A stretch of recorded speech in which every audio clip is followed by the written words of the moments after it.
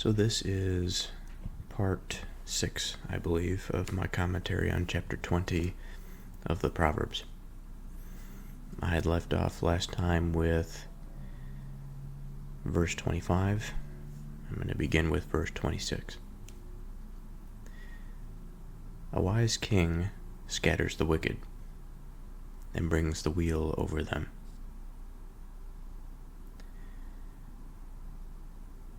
So where do we go here? Where do we begin?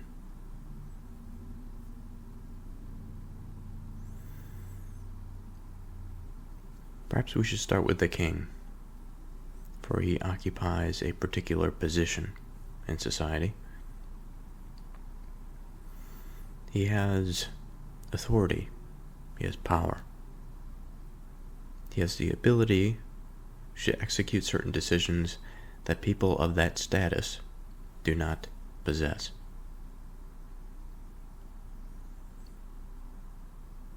And perhaps we should ask, why? Why is there a position in society for which one man holds this type of power over another? Is it wrong for a society to have a king over various peoples? Perhaps at this point it's difficult to say.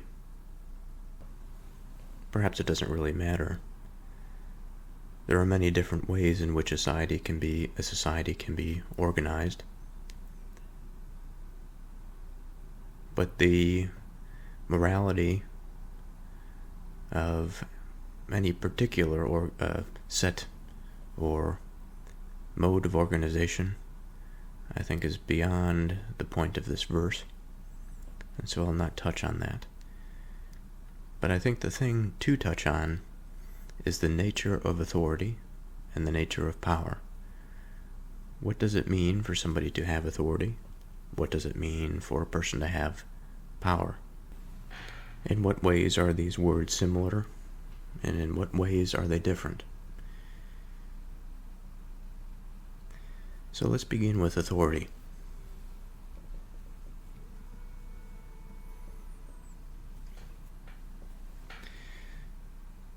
So,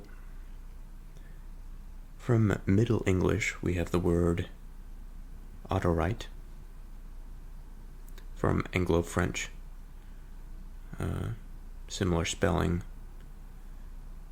just with the notation above the E at the end. Borrowed from Latin,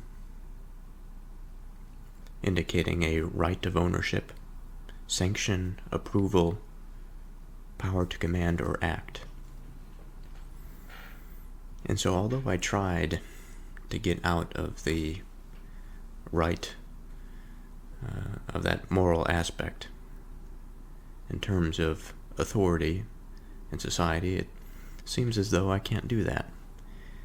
And it was a rather bizarre thing, perhaps, to think that I can entirely separate myself and to just think of power and authority separate from that of justice, injustice, right and wrong. They're inherently linked. I think my point there, if there is one to be had, is that it's perhaps not necessary to examine the rightness or wrongness in terms of the structure of the society, but rather examine rightness and wrongness that is within authority and power itself. So with this conception of authority, that there is a component that implies, there's an external component that implies approval, again, sanction, or I think, since authority can be taken, it is something like an object. I can imagine I have this cloth in front of me. It is something that I use to clean my glasses. And I could just as easily take this cloth for myself. Let's say it was somebody else's cloth, I could take it for myself. Or I can be given the cloth by somebody else. In both cases, I end up with the cloth. In one case, we say that the cloth is possessed unjustly, that my possession of it is unlawful. Now, unlawful relative to what, by what standard, is interesting, but we're not at that point yet. In a like manner, if a man, whether it be a king, or a business owner, or a co-worker, is to find themselves in possession of authority,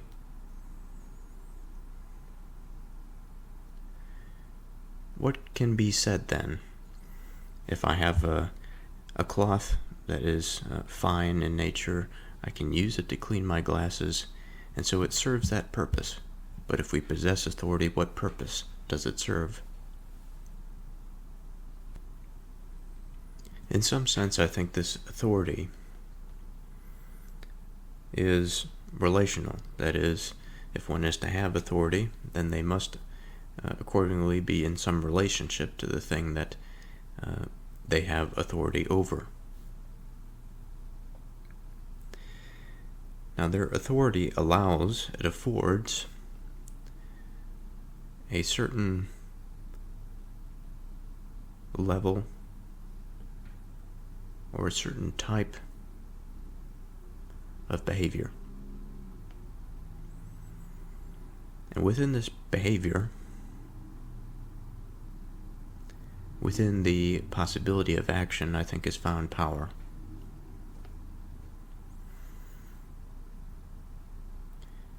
Since they hold this object, of course it's not an object in the traditional sense like the cloth is, but since those of authority hold that position, let's say, we could think of the position, we could think of the throne as sort of a symbolic or a physical representation of position. It's often elevated on a stage. It is often a large, grand chair with quite ornate designs. Perhaps the room itself is quite extravagant. And it all points towards this place, this symbolic seat of authority.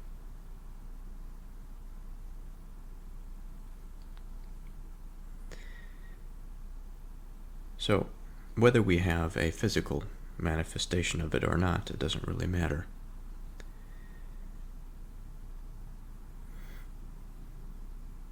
What we are concerned with is exactly what is its relationship to power, and how does a man, particularly a king, exercise that power? In what way is he able to wield it to fulfill his own purposes?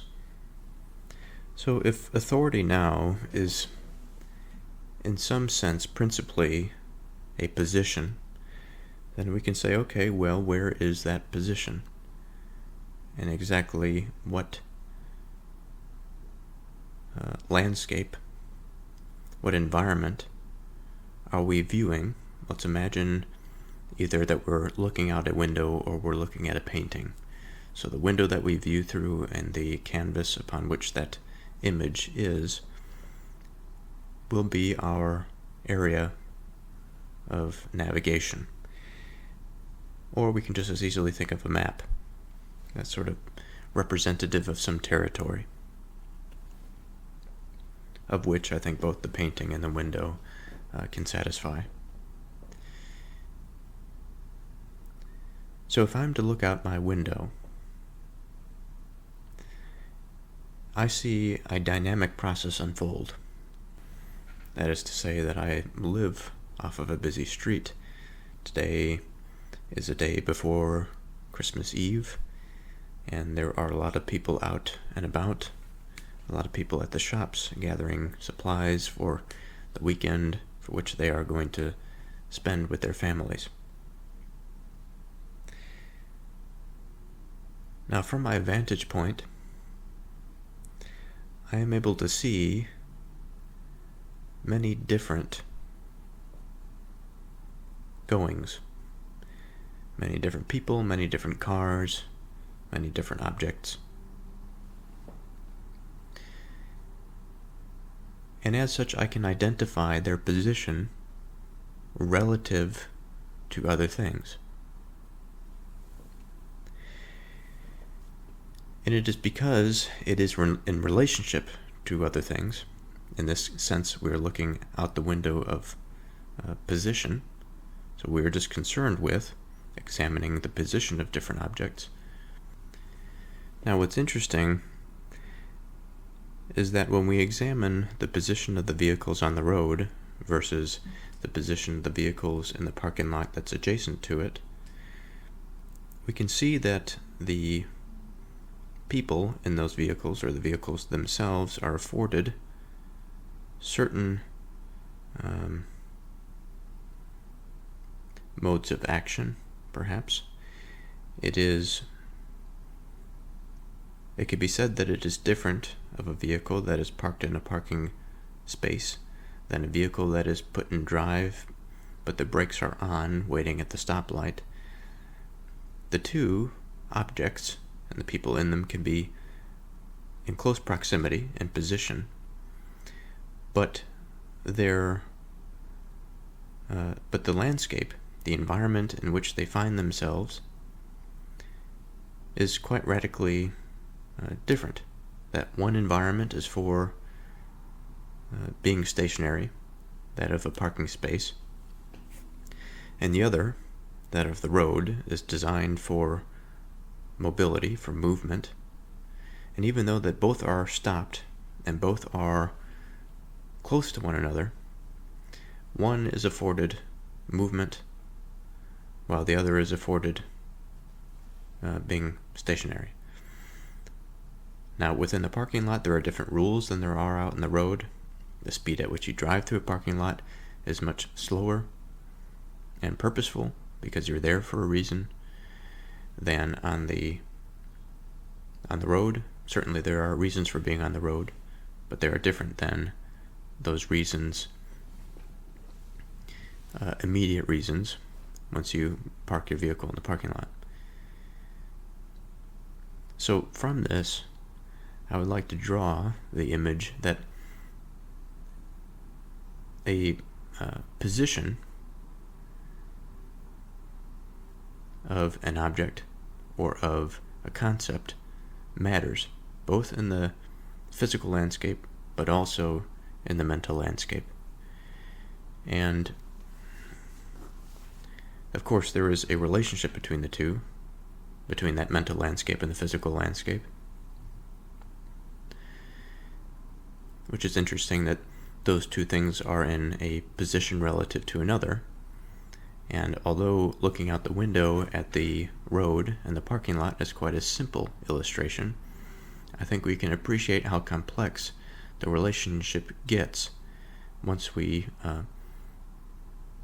begin to consider how the environment places constraints, and even more than that, how culture then, on top of that native environment, places constraints on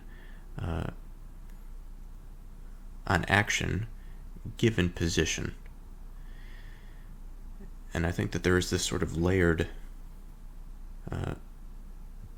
thing, this layered structure that we can think of when we place or when we examine position as it relates to human collectives and human society. Now, the second thing that I'd like to call into the mind, second image that I'd like to conjure, would be if we now imagined, instead of the window, and we were looking at our imaginal landscape, at once turning into and focusing on the mind and its thoughts,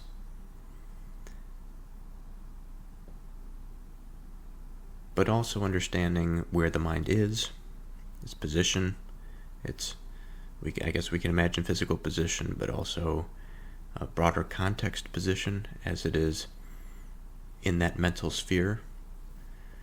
I am within my room, which is in a particular physical location because of certain reasons. There was a long line of consequences that led me to be in this physical position, which I have bounced off the walls of culture and institutions such that I have found my home here, and I'm able to return here and rest my head on my bed when I go to sleep.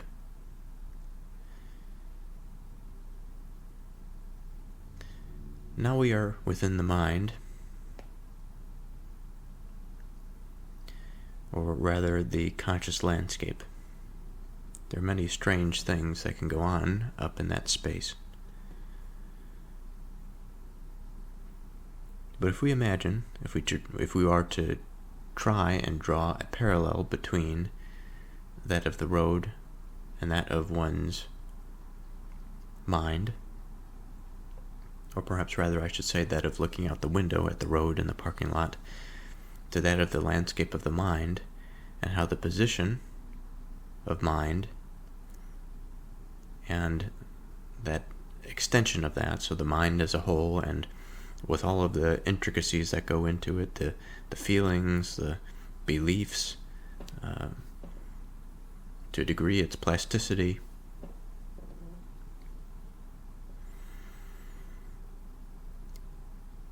What we see now is a much broader view than just looking out a window at a parking lot and a road. And now I think we can appreciate that within the map of the mind there are plenty of positions that the mind can occupy. It's not just a stationary thing, nor is it this narrow set of constraints that are placed on a person that's driving down the road. And yet, interestingly, the mind is related to that level. It's also surely related to levels that are much higher than that. So the question now is the position of authority.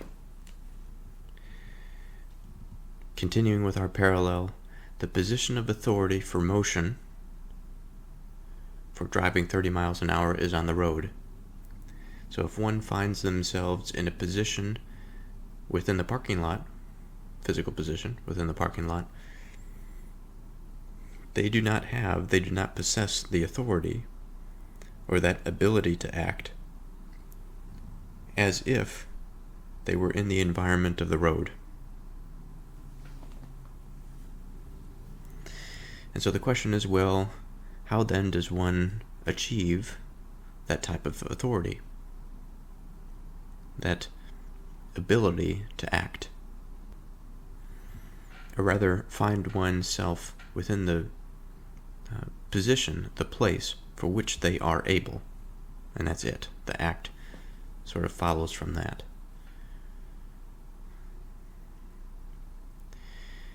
The act itself is important because that's when the ought, I think, comes into play.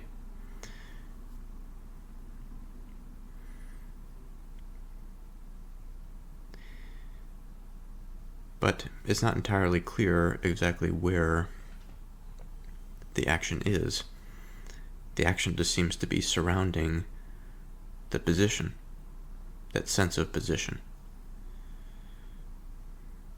The purposefulness and the directedness, the desire, that ability that the conscious agent has is always, I think, aware of its position. It may be more so or less so, depending on its attentiveness or awareness, but it is always a perceiving thing.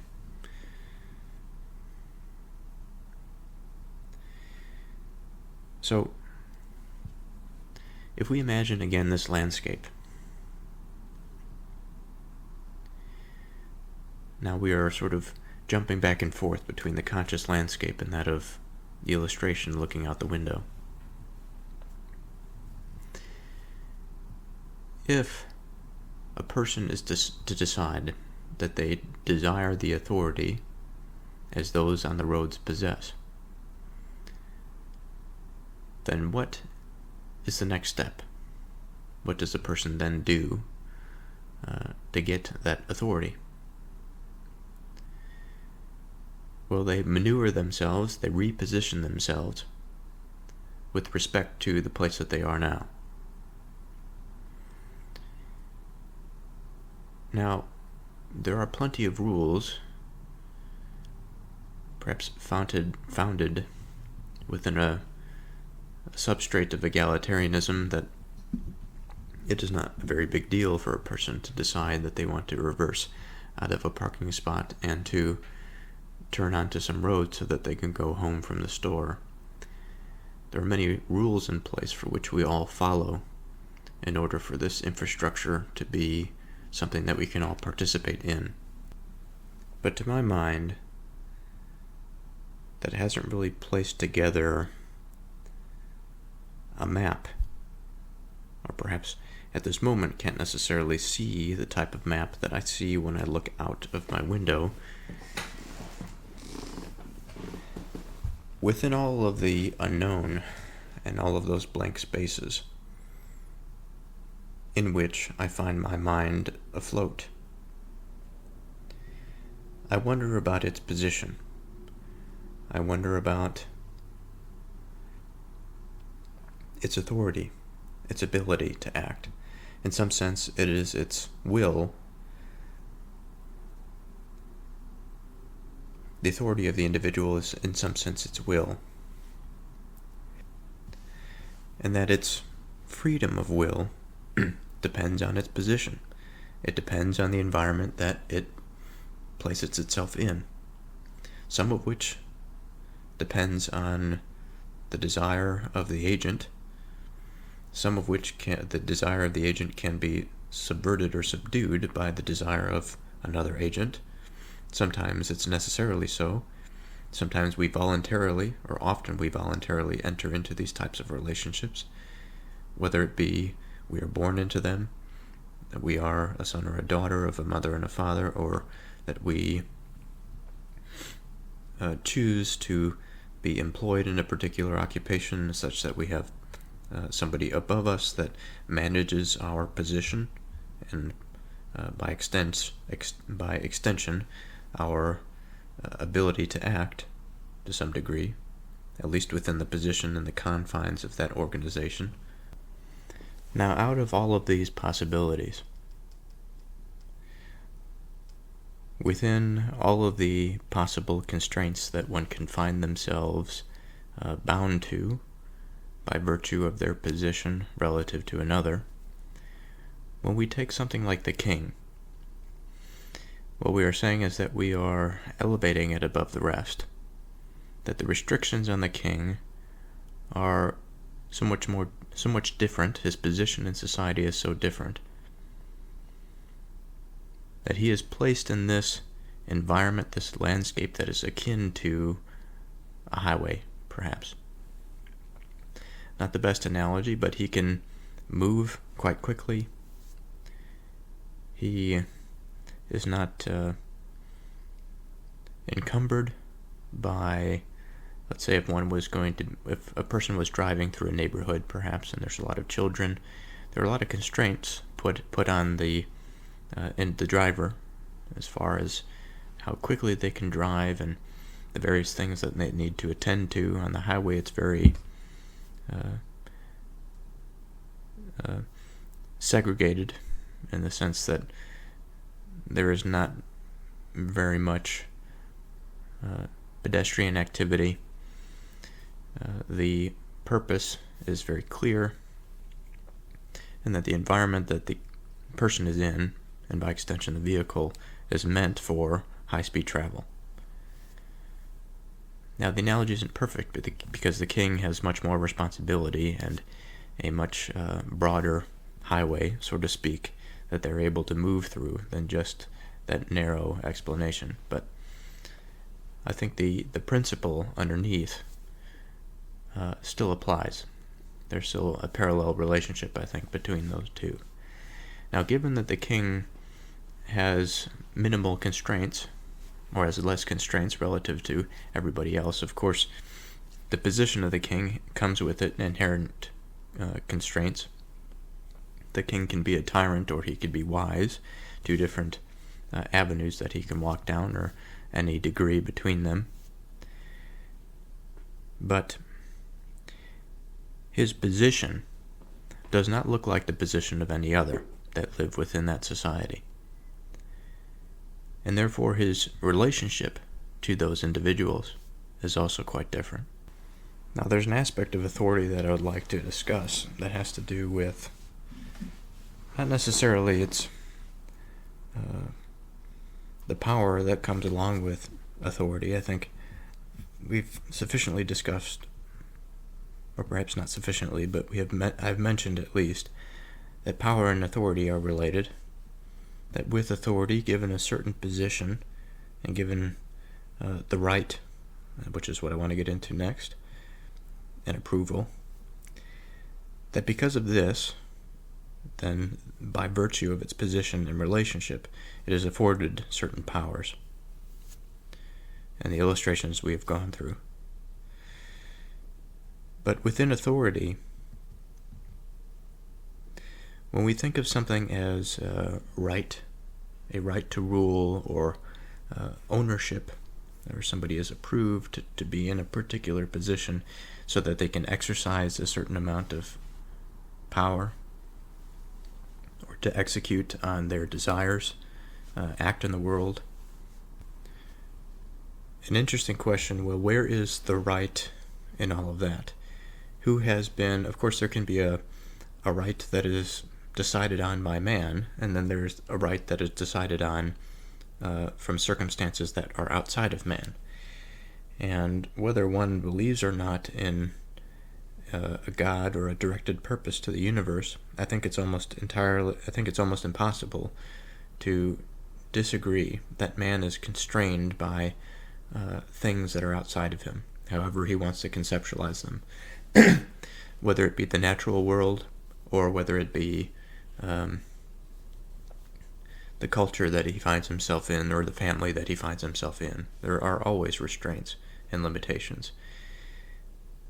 What's interesting to me is which one of these restraints are load-bearing, which ones can be manipulated, not in the negative sense, but manipulated such that the Constitution would be better if they were moved in a different manner, or if they placed themselves differently with respect to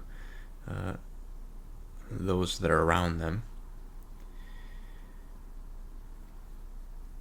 In what way can we say a load-bearing structure to anybody? It doesn't have to be a king, it could be literally anybody, it could be within our own lives. What is it about my position in the world that affords it certain abilities, but also restricts certain abilities? Now, I've just mentioned a few. I think if I was going to take a more personal tone, what exactly liberates me and what constrains me? I think what constrains me is my occupation, but what liberates me is also my occupation. Through it, I am limited by finances, I'm limited by time, I am limited by action in a certain context. I work for a large institution, and they have particular authorities, they have particular rights, or given the nature of my relationship to that institution, I accept certain responsibilities that it places on me, whether I was on my own performing and conducting such business. Would I do that on my own? Probably not, but because I have entered into this relationship, we give up certain things, we afford certain things for each other.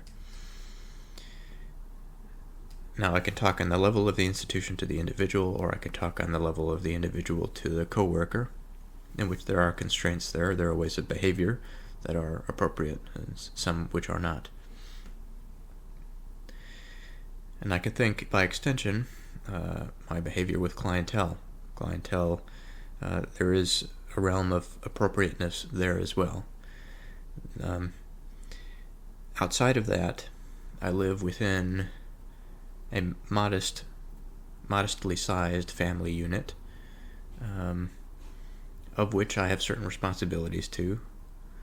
I have a relatively close-knit friend unit, of which I occupy a particular position, and within that network there is somewhat undulating but also quite understood rules and positions, occupations, one might say, within that structure that is close to a family structure.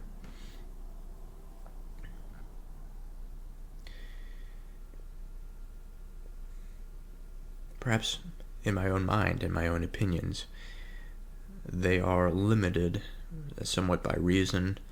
They are freed by my desires, and I'm always balancing that between this reasonable and restricted approach given the available information versus the possibility of what could be, and the wonder and beauty which is not entirely absent in that of the limited reasonable approach. I think it's quite present in both. But all of that is to say that there are a lot of factors, I think, that go into describing or understanding this authority. Now, what I wanted to get to was right. What makes all of this stuff right? Or otherwise.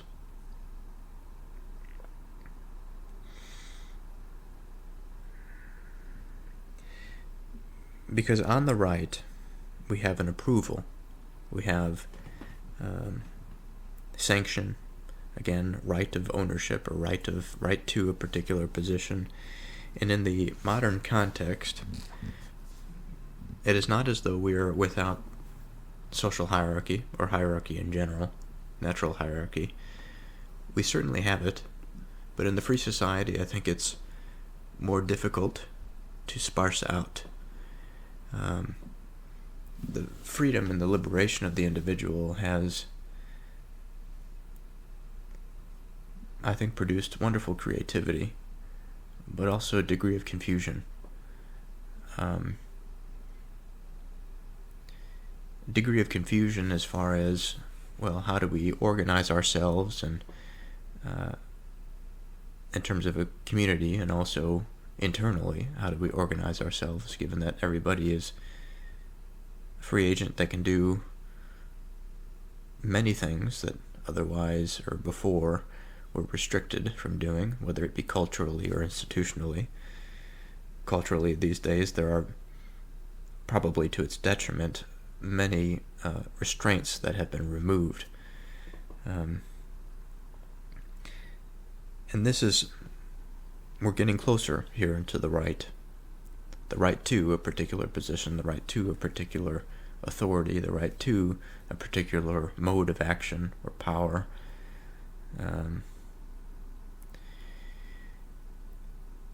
Now, in terms of the legal level, we have rights that are built into man's law, for which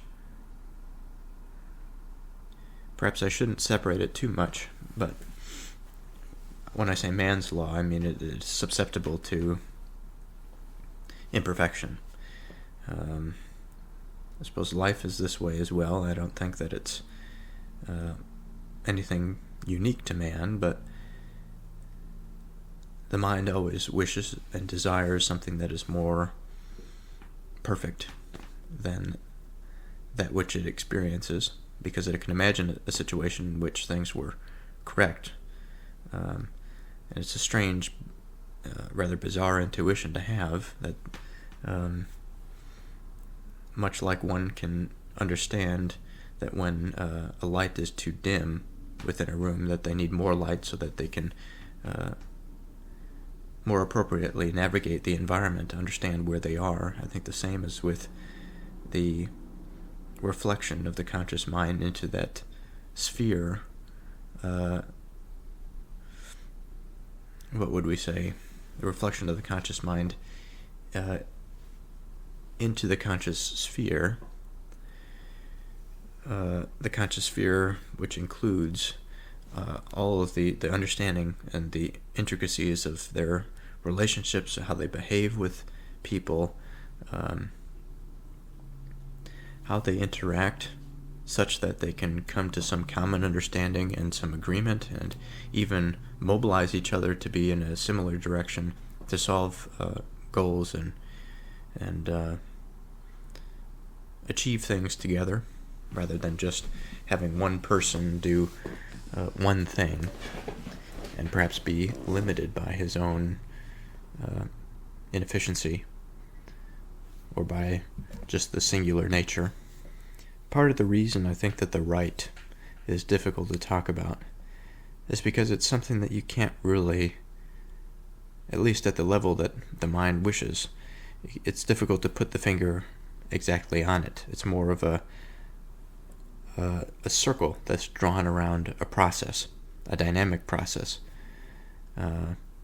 It's like, well, how do you point to the motion of a car? Well, you can observe its motion. You could take a video of its motion, and that could be representation, but it's still something that occurs over time. It's not a static image. If it was a static image, then I suppose you can make an inference in terms of the motion of the car relative to that image, perhaps by the distortion of what's around, or by its position relative to other things. But now, when somebody is engaged with the motion of the car, I think there's a million different ways that I can go on this analogy.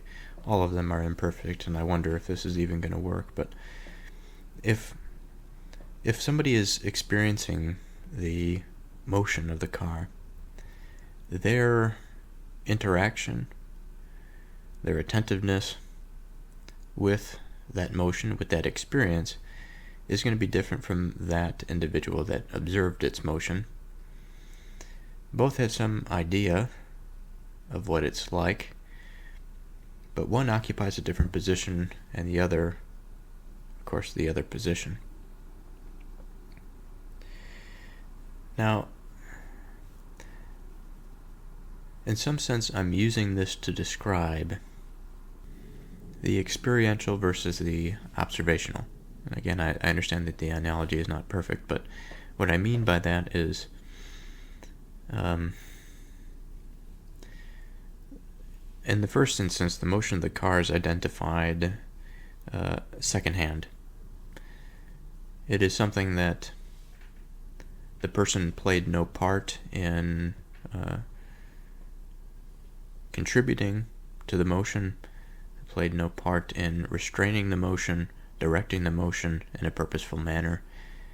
And to just identify the motion based on its motion is okay, but it really doesn't tell us all that much. It doesn't really tell us about the constraints. Again, video and picture we can, if we have some purpose, find interesting things about it. I suppose interesting, but we're just talking about the motion. We're not necessarily talking about anything else other than that motion.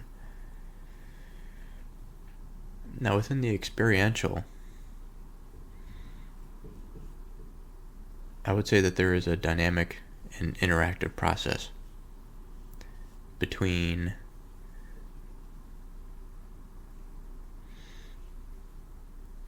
the existing restraints and the desire of the person behind the wheel, or the one that could be somebody that's walking or running too. It doesn't have to be behind a vehicle.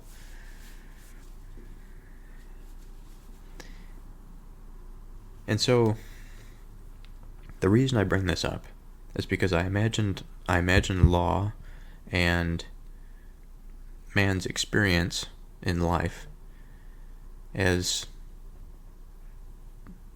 similar to this sort of thing. The experiential is the thing that allows something to come to be. The observation of the experience post can also, I think, be extremely beneficial to the establishment of law and things like that. And it can give us new insights that perhaps the person, when experiencing it, didn't take in all the variables. But the experience has to happen. It is the foundation upon which the laws and everything else is established. So okay, we have come to that experience and interaction with the world is where all of this assessment, the ability to assess the position by which we possess, well, maybe that's not the right way to put it, but we have authority given our experiences. We could say that we have the right to, or that we have been approved of having, what would it be? What would we have once an experience or an observation, which is still an experience, whether it be, primary in the sense of a driver, or secondary perhaps as a person observing, like in the case of an accident. There's the person that experienced it and the person that observed it, both of which primary account may not be all that reliable, but if the person that was driving lost consciousness, then the person observing would be able to fill in information and details outside of that. And then a person that's farther away from that experience, like the jury and the judge, they all have to be informed of all the different variables that are collected at the scene to determine exactly what happened and who's at fault and who should be punished. So we can see here a bit of a nested situation. It is the experience that has been had on different levels and different positions of the conscious landscape. People are looking into that conscious landscape, evaluating certain things, paying attention to certain things and not others. There are people that are more involved in the experience, that have more than just a vision's perspective. It's not just one organ that they're experiencing the event with. In the case of just basic driving, or in the case of a car accident, the person that is intimately involved in that experience has their vision involved, their hearing involved, their sense of their orientation in space, their understanding of the periphery of the body, the vibration and the motions that come along with things, the potential pain in the case of an accident. And so we have this nested conscious landscape for which our observations and our understanding of the events that unfolded depend on what we remember from our experiences. And it seems clear to me at this point that authority can be granted, if we can use that term. It can be bestowed or handed upon somebody that has had an experience, regardless of how they perceive that experience to be. The people that are involved in the accident are, let's say they all survived. They're all going to court, partly to determine what happened, whose fault it is, perhaps. These things can happen so quickly. The people that are there have the right to speak. They have the right to either justify their actions or admit fault when it's due. It depends on their integrity and all that sort of thing. But assuming that the people in this virtual courthouse, or the conscious courthouse that I'm considering, are strictly concerned with the events that they observed and perceived, then the rightfulness of their authority is guaranteed just by virtue of their participation. Okay, so this is one level. I think participation in something is an affordance. It gives somebody authority, whether it's authority to speak on a particular topic, the authority to speak in any number of ways. You could speak in terms of like an education type speak because of that experience, or they can speak in terms of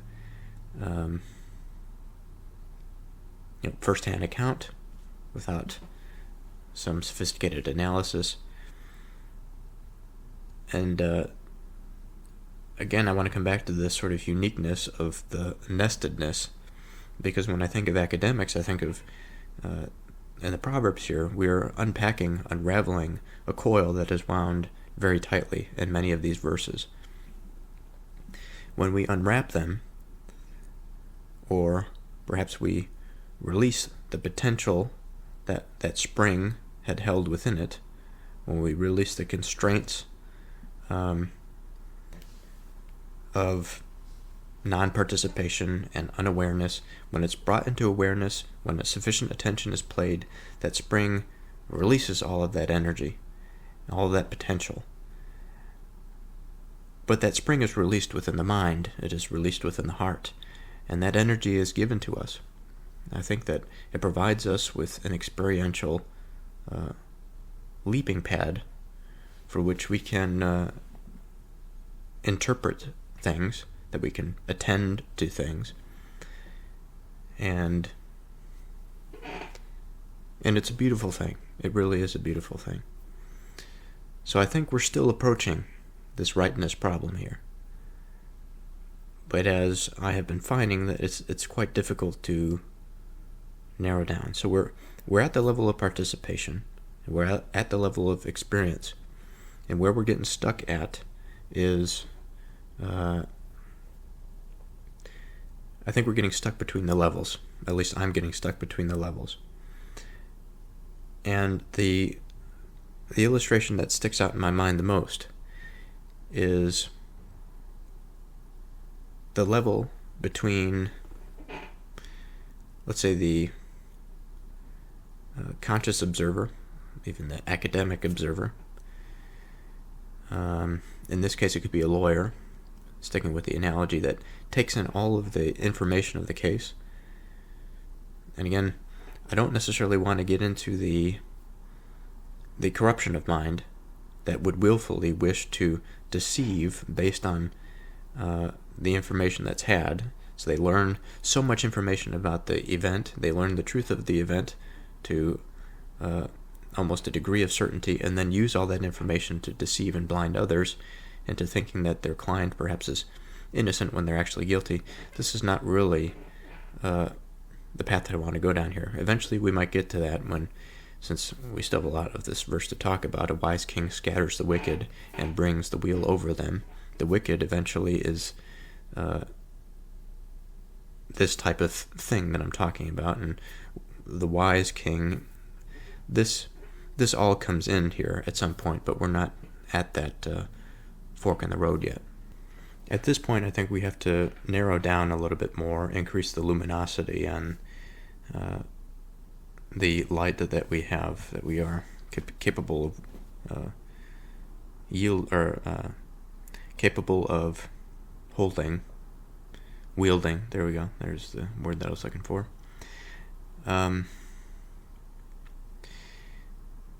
Okay, so we're at experience, we're at participation. We have identified that there is a level of proximity in which a person can be to a particular event.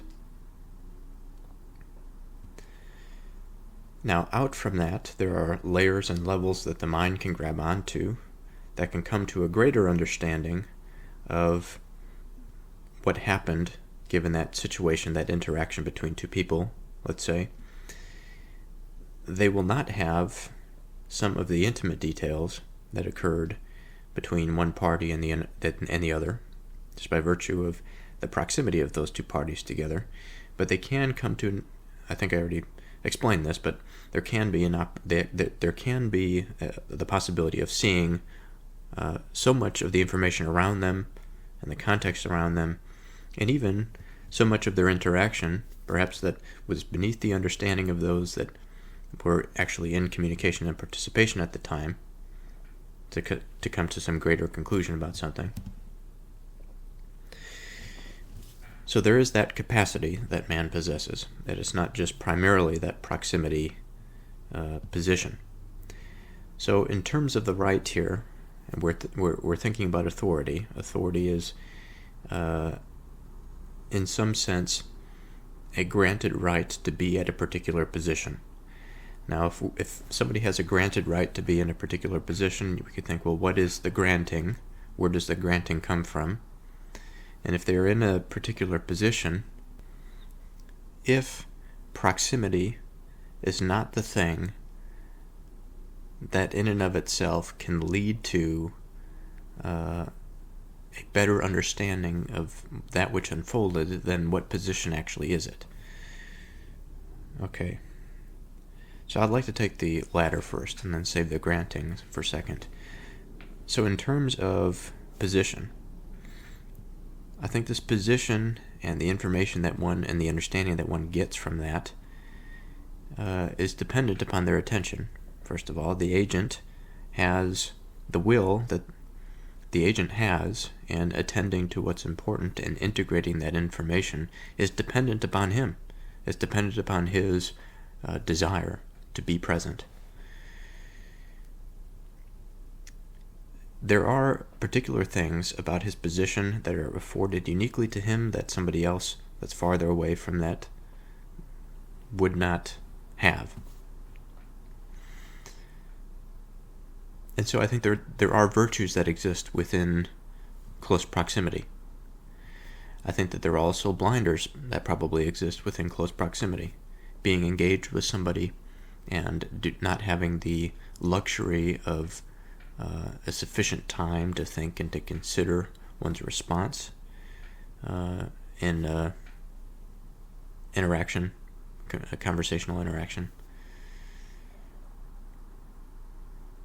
That time can be utilized by somebody else, if that conversation was recorded, for example, to come to a better understanding that the two that were even in communication didn't even understand. So again, there are virtues on both sides.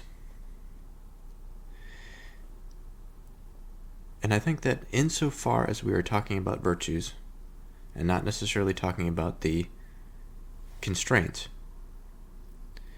what is bestowed and what is granted is the virtues relative to the constraints of the position. But the virtues, it's much like any structure that we can imagine. It's any mechanical structure. A house, there are many different types of houses. There are many different types of buildings. Some buildings are more structurally sound than others. I think of an old shack in the woods that is not as structurally sound as something like a skyscraper downtown, which has a lot of engineering, a lot of metal in place. It can resist. It's massive. It could resist a lot of force that's placed against it. That in this way, to use a biological example, its structure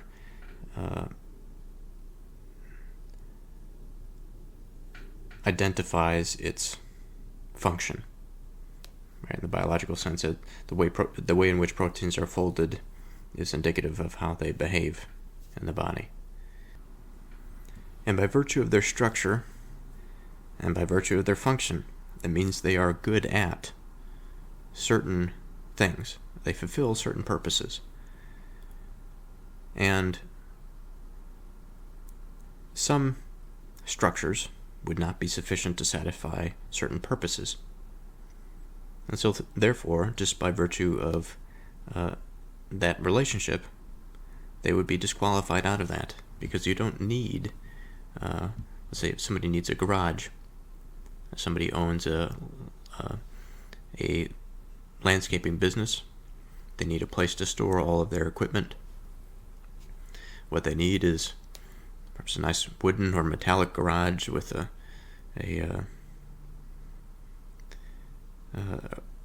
garage opener, a door, a nice concrete surface, some iron for supports, wood for supports. But they don't need the type of metal and the type of engineering that goes into building a skyscraper, because the loads that are required are fundamentally different. The size is different. The needs are just different. And it doesn't necessarily mean one is inferior to the other.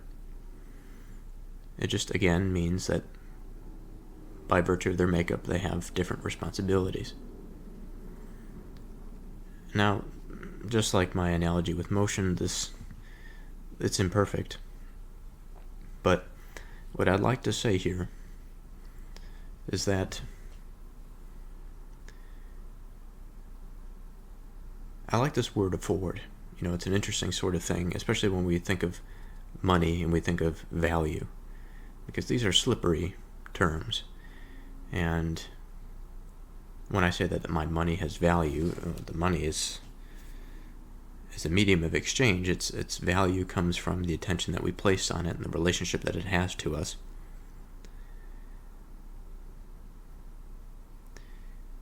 But this ability to afford, it doesn't guarantee that we'll spend the money that we have to be able to afford things appropriately. But if we do spend it appropriately, it means that what we buy is what we need. And what we need is fundamental either to our survival or to our well-being. And by well-being, I mean we could just keep going in order to shave off those truly unneeded expenses. And eventually in there somewhere we find what a modest life is, what a good life is. But there's a lot down that road. There's a lot down that road. Now I think I'll bring in Wise here for with consideration that this may be a potential leap into it, the next thing. We might have to backtrack a little bit, but to bring in wisdom here. Seeing that landscape before us and how variable it is and how much it depends on the relationship, but also the strong will of the individual to pay attention to that which is most afforded given the constraints of the situation. Like if something is in person, we are afforded all of the subtleties that come along with nonverbal expression. We are afforded a certain proximity in physical space that affords a degree of connectedness than it would not otherwise in a virtual sphere or just by plain observation.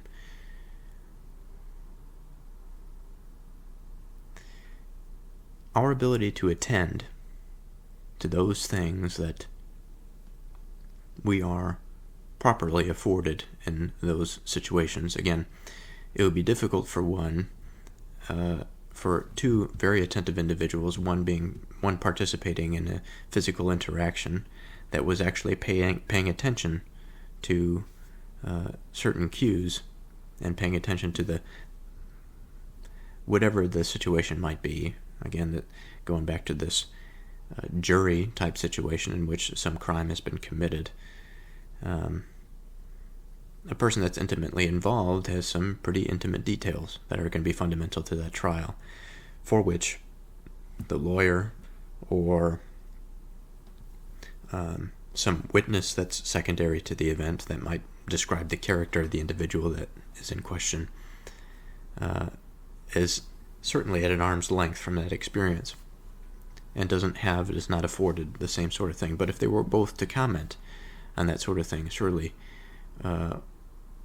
we would be a little bit more engaged in the individual that has been given the right, that has been granted the opportunity to afford, and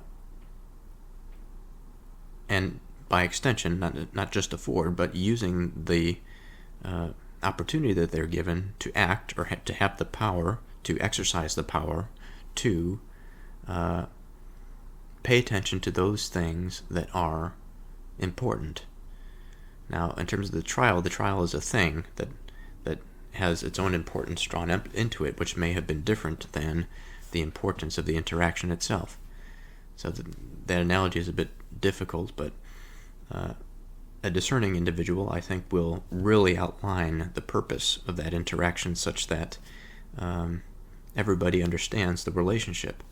And if people understand the relationships, and they understand the proper binding, the proper orientation, or the proper it's orientation, the proper attention that is given to a particular interaction, then I think the people as a whole understand the map, or the map of the web of intelligibility, of relationships, but not just among individuals, but also among their environment, and the things that are above man in the sense of a collective aboveness, like culture or an institution. We are all bound to these things as we are bound to one another in interaction. Wisdom comes in when not only is the map drawn, but it's also seen, and not only is it drawn and seen to the best of one's ability to interpret such things, but it is also followed in such a way, the path is taken through that map in such a way that our interactions and that which binds us is actually good for us. And so the identification here that this verse is illuminating is that the wicked are antagonistic to the binding. As you can imagine, a king exercises that position, that authority that is above everybody else. Above in what way? Well, above in the terms of being able to see and view the map. Now, whether he takes the map seriously or even considers it is another matter. This can get into the more tyrannical. If he's not looking at the map, then he's looking at his own selfish desires, perhaps. If he's looking at his own selfish desires, then that is going to be the thing that sort of becomes interwoven in the rest of that culture and that collective, whether it be in matters of war or in matters of material production, whatever it might be. On the other hand, partially to reiterate this point of wisdom, a wise king, we have the position of the king. His position affords him certain authority that is granted to him by perhaps the people. It depends on the culture, but in the ancient Roman context before the empire, it would be a dynamic process. The people would have some say in terms of the appointing of the king.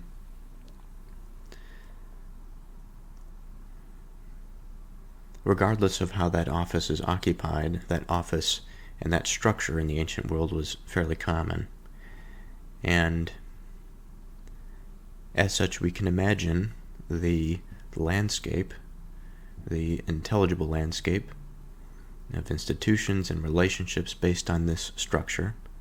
It affords itself a map of its own. Within that map, within that period, within the world that the ancient people organized themselves to inhabit, the wise, I think the wise then as the wise today, understand that intelligible sphere.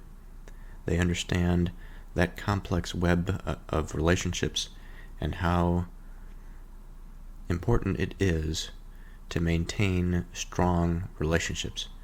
You want an infrastructure that is decongested, such that people can get to where they want to be without too much hassle or frustration or delay. Perhaps a secular view of this would be people are more productive if the infrastructure is less congested, and they are able to travel quicker to and from. They have more time to participate in their labors, whether it be recreational or occupational. In a more meaningful sense, I think that trying to stay with this analogy here, this infrastructure analogy, the roads and all of this sort of thing take us from point A to point B. They, to some degree,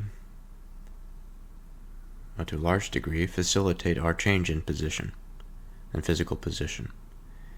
We can go from home to work. These days, that interesting framework is being dissolved, at least to a small degree, with at-home work and with the acceleration of technology. It seems harder and harder to separate oneself from the office and life outside of that. Partially, in some sense it's bad, in some sense it's good, but that's another conversation. This change in position, as I had mentioned about the position of the car that is parked in the parking lot or the car that's on the road, by virtue of their position, they are afforded different powers, we can say, or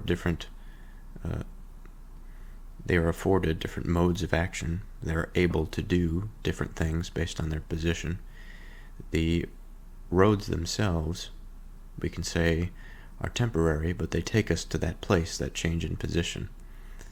They allow certain relationships to exist, that we may be afforded certain things based on the road that we take.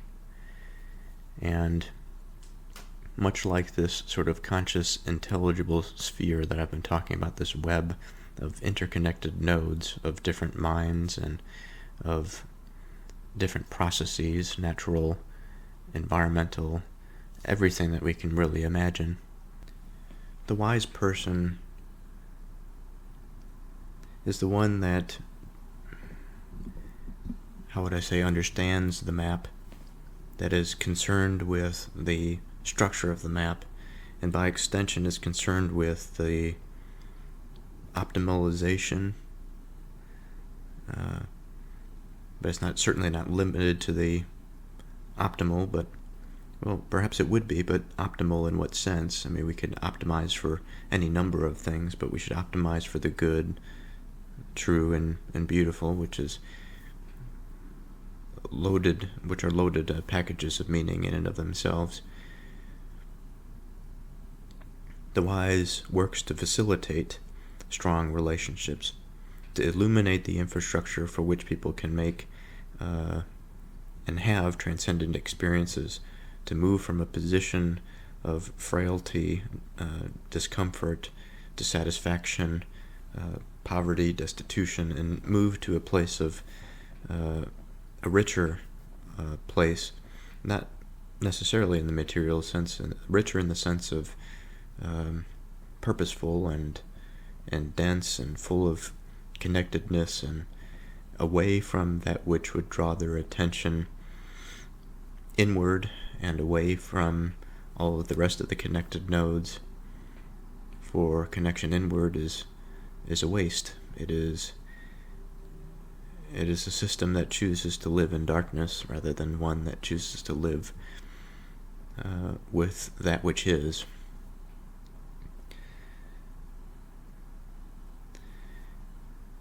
And so, I think a wise king, understanding this realm, this conscious realm of interconnectedness, would understand and recognize the potential that the wicked, or those that have selfish desires, of course they participate in the world to a certain degree, but their selfish desires are primary.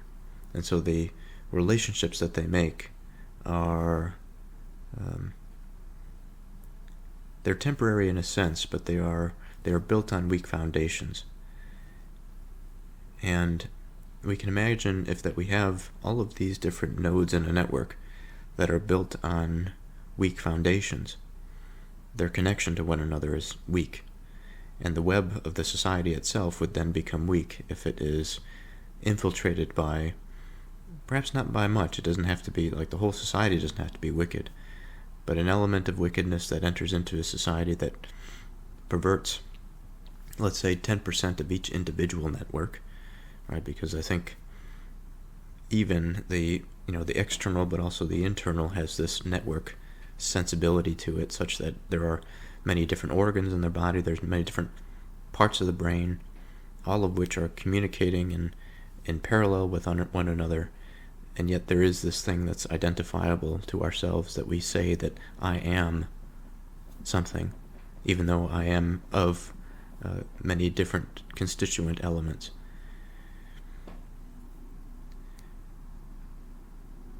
And as we look at and examine this collective in the same way that we might identify with the self, we can experience fragility in that system. Fragility in the self in terms of depression, anxiety, purposelessness, much of which is compounded by poor relationality, whether maybe there are not enough connections to the network, or the connections that are to the network are poor and of weak foundation. And in a sense, that is wickedness. It's tough. It's tough identifying exactly where it might be, because there can be a wicked person, but there can also be a wicked relationship, it's not really the person that's wicked, it's the way in which the person is related to another or another institution that is wicked. And I'm sure that we've all had a little bit of both experiences. I'm sure I know that I have. But just from that one small example, I think I can appreciate how complicated this interwovenness actually is. If we think about a particular piece of fabric, there are many different types of interwoven fabrics out there. Many of these fabrics, we don't really consider the interwovenness of them. I think in many cases the interwovenness is beyond our perception. But because it's beyond our perception doesn't mean that we don't understand that something, in fact, is interwoven. And it really requires a strong individual to take it upon themselves to identify the intricacies, or at least the overt and the important ones, and to structure them soundly, such that those of poor foundation, of poor binding capacity, do not disrupt those load-bearing joints. And even further to his credit, to the king's credit, if by virtue of his position and his authority, and by extension his ability to bring up and to illuminate that aspect of wickedness in his society, if he is able to, with discernment and with proper judgment, fix and cast out that improper piece of fabric that is woven, or perhaps in the future, because I think it's often easier to examine the point of inception of which something that is interwoven so finely that it's unable to be perceived at the end of the formation of the blanket or whatever. In the beginning, it's not so. We can see the elements quite clearly, and I think intervening at that level. Now this would go against modern sensibilities, because here we're talking about a king in that structure, but we have to understand that we're talking within a particular political structure. It would work within this, it wouldn't work within ours. in the case of the king, his intervention may be at the level of the family, maybe institute certain festivals or certain types of religious practices that are required of the populace, certain rites or ceremonies maybe that are required with families to increase that binding potential. Beginning at that level, we ensure that when the children are raised, they are able to be agents of themselves that then productively and interactively interweave fibers, nodes, relationships, their relationships that are strong and meaningful and purposeful. Again, it has to do with the truth, it has to do with love, it has to do with what is beautiful, all of which have this dynamism to them, I think. There are a bunch of different ways to see, a bunch of different aspects, and that approach in and of itself can occupy a lot of time. But just for the purposes of this verse, I think that this is, at least the first half, this is what it's getting to. A wise king scatters the wicked. To scatter something is to disperse, and to disperse is to reduce the percent in which it's concentrated within some whole or some whole. I'll leave it there. And further, I think this scattering implies to remove it from the whole and to scatter it out into the environment that is not intimately connected to that civilizational network, right? But just because it's a human network doesn't mean it's not connected to the environment. It's connected to it locally, but as the wicked are moved out of his society, they enter into different environments, different collectives in which they have different relationships to that environment.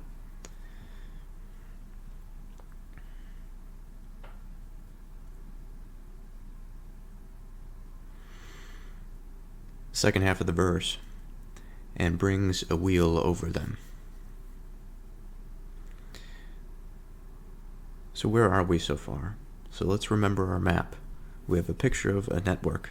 At least in my mind, I have a picture of a network. In some sense, it is quite ethereal, maybe that's the word to describe it. It has this sort of universal galaxy-esque Oort cloud aesthetic to it in my mind. In another sense, it is purely a bunch of circles that are connected by lines in a bunch of different ways, and it makes a complicated web, a pure network, which you might find when you Google network into Google Images. Plenty of interesting images there to reflect on, and all the interesting shapes that it produces. I also consider it in terms of my own perception, the way in which I see things. I imagine my conscious landscape, the sphere within my mind, open up, and I'm partial to a prairie for some reason, with hills, and perhaps there's a forest somewhere on the edge of the prairie that makes this just sort of interesting liminal space. There's a transition between two boundaries, and within this space I think of all sorts of magical, mythical things that I can represent or use to represent as symbols, my own relationships, my own feelings, and it in and of itself is quite a beautiful thing, even though everything in my life may not be as I would wish it to be. It is a beautiful thing that it exists at all. And so, that being the case, we have this image of relatedness. We have also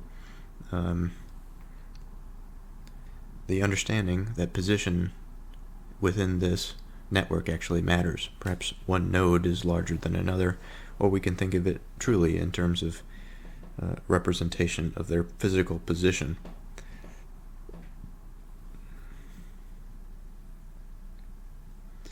Either way, we have a principle that whether it be the size of the node in the network, or the number of communications and relationships, or the place that it is, such that it is afforded the opportunity to be able, again, this sort of this definition of power, to be able to have such an influence over all various other nodes of the network, whatever the geometry of that might look like. I'm not too sure, but we have this image. The king occupies one of those spaces in which it is one of these nodes, whether, again, by virtue of position or by just virtue of its size relative to others, or number of connections. It occupies that space. It has power. It has authority. He is wise, such that he recognizes the web and the sphere of intelligibility that he finds himself in, both in terms of the human context of mind, but also in terms of all things that are eventually related to his experience. He understands that this experience that he finds himself in, not all of these connections are good, nor are they based on completely secure principles.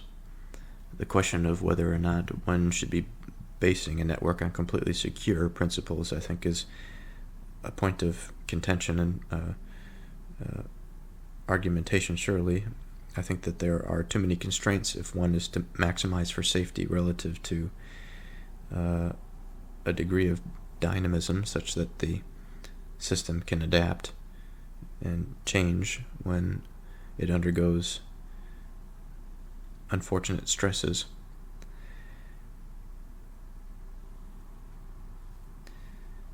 Nevertheless, the king understands this dynamism, and he understands and he places an identification around and within his network that identifies or illuminates the aspects that, at least for the time being, truly do not serve to preserve the network, the interrelatedness, and perhaps it has a corrosive, poisonous element in which the network or certain relationships actually begin to dissolve because of it, whether that be a group of people, one person, or an institution. It doesn't matter. It could also be in relation to the environment. It could be a place, in a physical place in which the city is positioned, that it is just makes it difficult to survive, or a particular environment that makes it, for people, difficult to survive. This web also can affect something as large as economic considerations. It could be that they are, from a market standpoint, not productive, and there needs to be intervention on some level to enhance a degree of productivity so that they can enjoy relative prosperity where they are.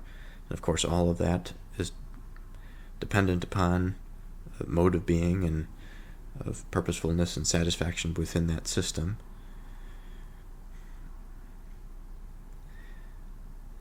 And so the king has to balance all of this sort of stuff. And now we have an image of a wheel that is coming over them. And this is a strange image. Perhaps it's a cosmic image. And I say it's strange. It would be less strange, I think, if we didn't already see in the first half of the verse that the wicked are scattered by a wise king. We could see them sort of running off in all different directions away from that society or that kingdom that the king is responsible for. But it doesn't stop there. It continues and brings the wheel over them. Now this wheel, I can imagine it in literal sense. That is, in a sense of a gigantic wheel that just sort of rolls over somebody. It crushes them. Of course, when they are crushed, they are put to death. And I think that that is one obvious and potential interpretation. I think there are more. And when I say that there are more, I think it's in a similar vein, but it's of a level of sophistication difference. So, of the wheel, what can we say? And now, let's imagine that we are in the conscious sphere, that we are within the network. We are now floating among this thing that we all participate in, this thing that we could somewhat visualize, but we don't often connect it in terms of the broader map. If I looked out my window now, I would see a few different roads. I'd see cars that are going down the road. I would see a business across the street. Next door, I could see the beginning of a neighborhood. I could see many things from the vantage point of where I live, which happens to be in an apartment that is elevated off the ground, so I'm afforded this interesting perspective, this view. And in some sense, this view is the meeting of heaven and earth. It is the conscious sphere, the intelligible sphere, the intelligible agent, I should say, entering into that intelligible sphere that then uses awareness in general, to modify the environment, to bring that, the imaginative, to bring that which is within that sphere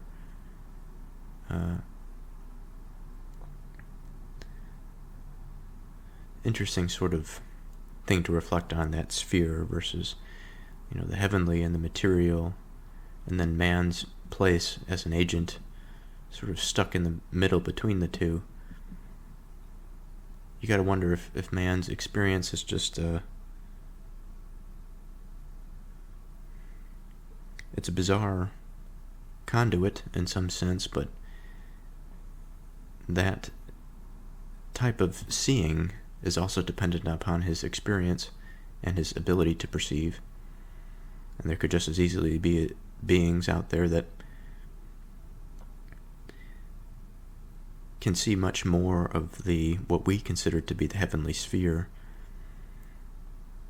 and the material sphere is integrated so closely with their heavenly sphere, such that their action, their participation, and experience their power, their authority, would seem to us magical.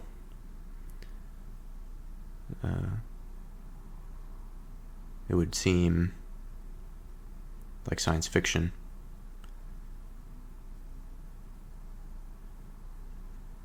But anyway, I'm getting off track.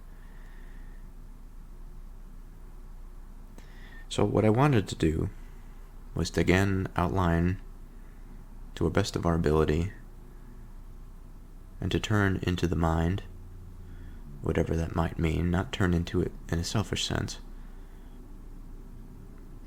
but turn into it such that it is aware and attending to its own exploration. It is aware that it is an agent that is trying to consider its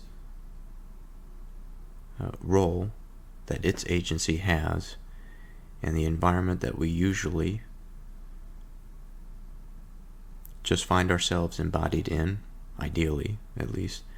Ideally, that we are lost within not lost is not the right word, but satisfied and able to participate fluently with the world, that we don't consider much our own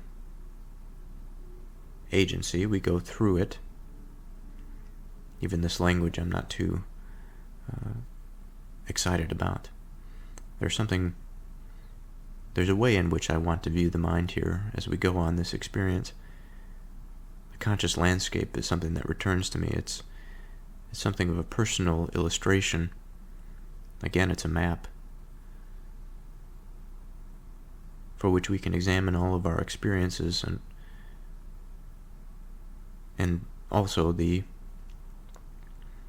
external. We imagine our experience with the world and also the world in all of its experiences. And for some reason my mind wishes to imagine a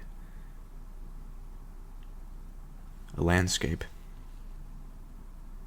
Again, I'm partial to prairies, but I have a picture on my wall of the Grand Canyon.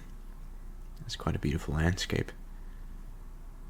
And if we were to transpose such a thing into the conscious sphere, where everything is illustrative and representative of something meaningful, what happens if a wheel just rolls through it?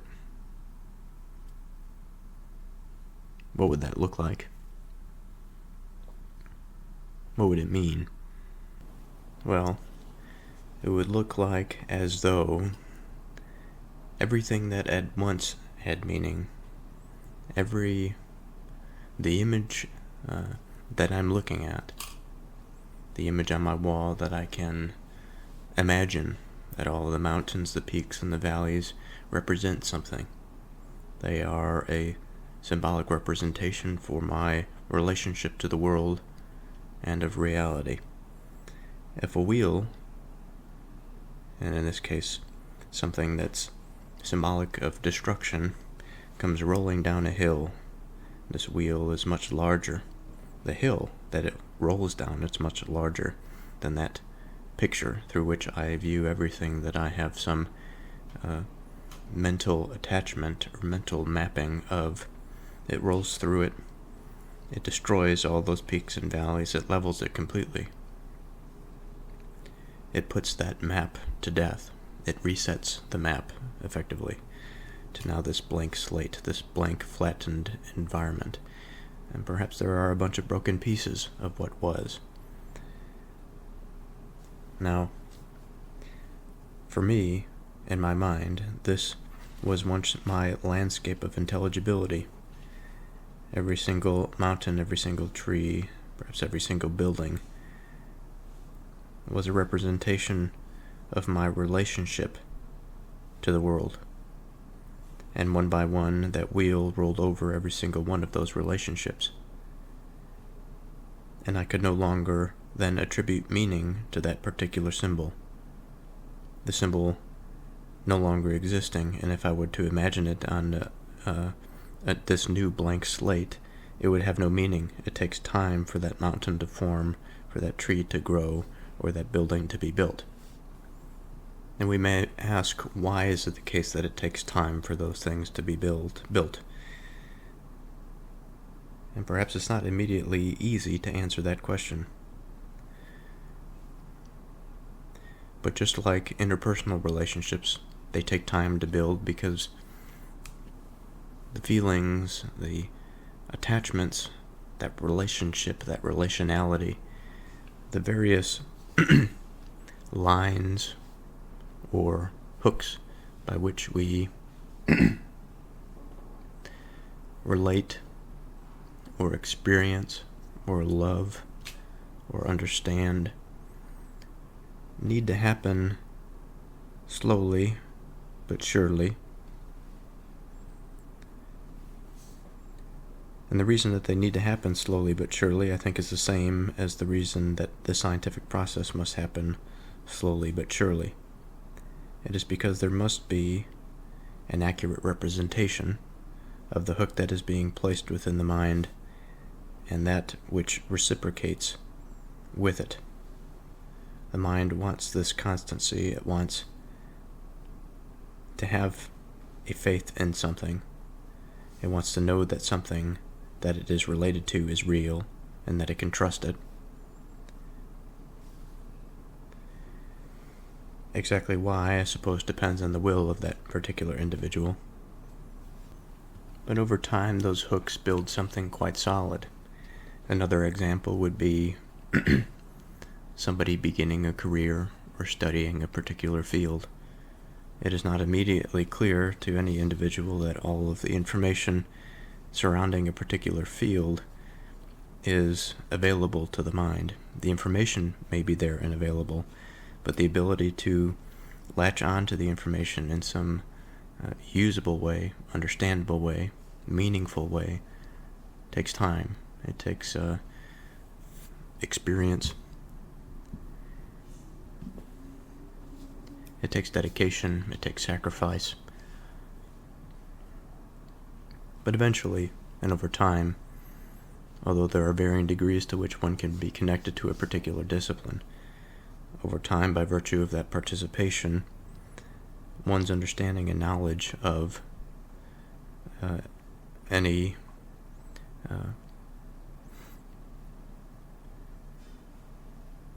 whole, any discipline will grow, and the person can be viewed as somebody that knows something about something because what they have sacrificed, what they have given towards that, the attention that they've given towards it. Within their own mind, they have developed a map much like the one that is on my wall, that is illustrative of some landscape.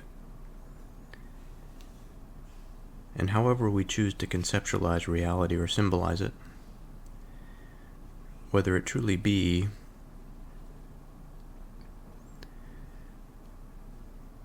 I was going to say whether it truly be through symbols, but I think that much of our world that we choose to understand and rationalize is through symbols. And it is not dependent upon the religious nor the secular, scientific.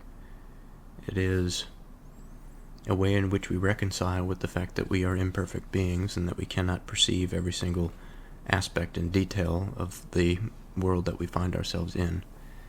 So the map that we make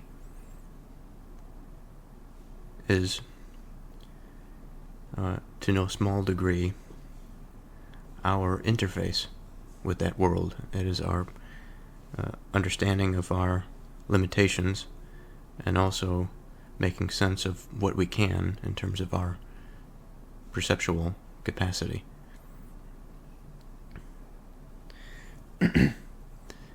And I should say that there are many wheels that can come about us. There are many wheels that can roll over many different things.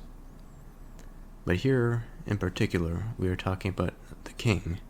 Again, that sovereign position that occupies a certain place in society, such they are afforded certain powers. Those powers allow them to act in certain ways. And the power of the wheel is no small power. The power to destroy the connectedness of a mind to something, in this case it's thankfully the wicked, is quite an interesting scenario or scene to play out within the mind.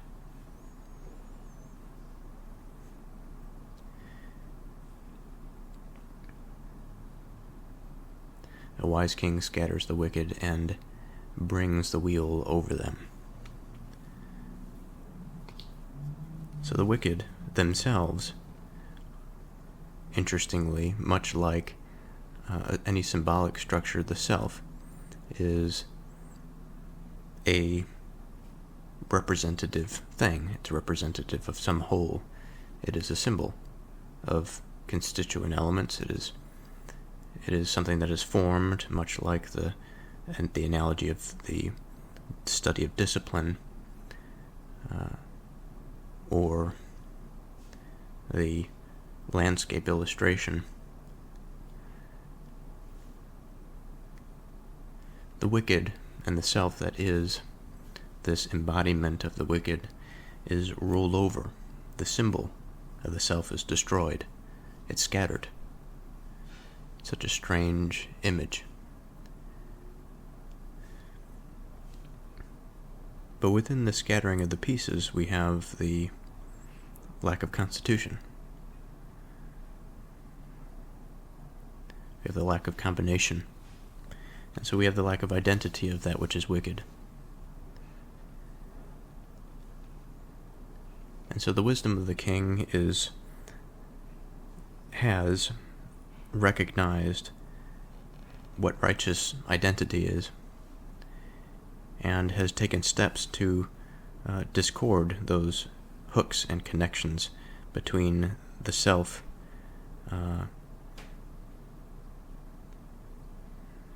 and what might we say? Because I use the analogy of the wicked as being a self, a potential self.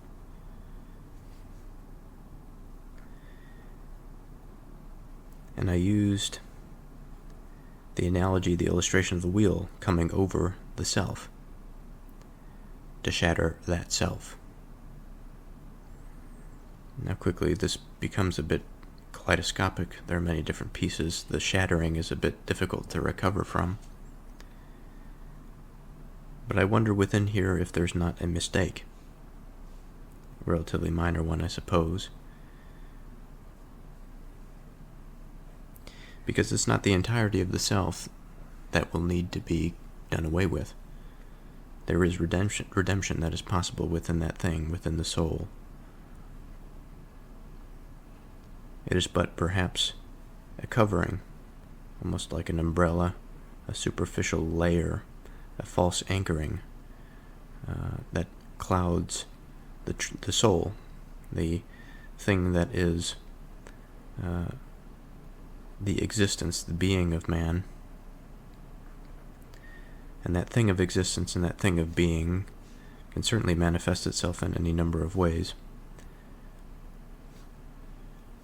What lies atop it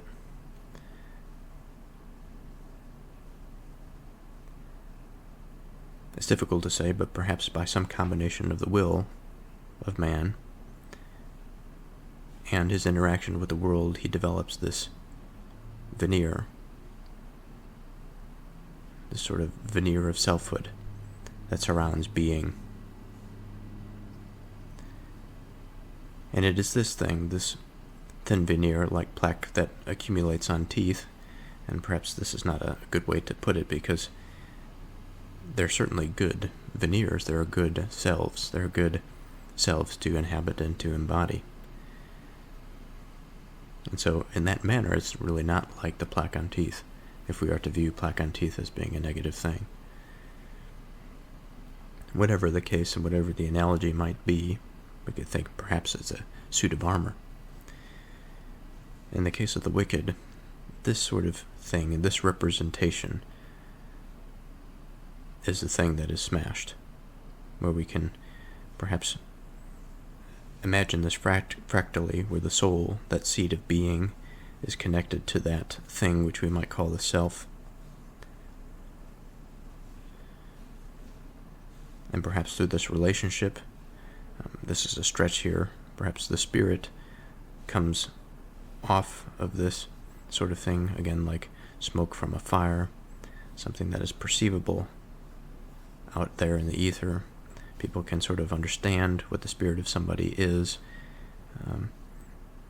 whether by observation or by interaction, which would include observation. Now, to not get too sidetracked, with all the complexities and that fractal structure of the small, and the small being connected to the large, and again a larger piece connected to that which is again smaller to it, and then again another large piece connected to which is again smaller.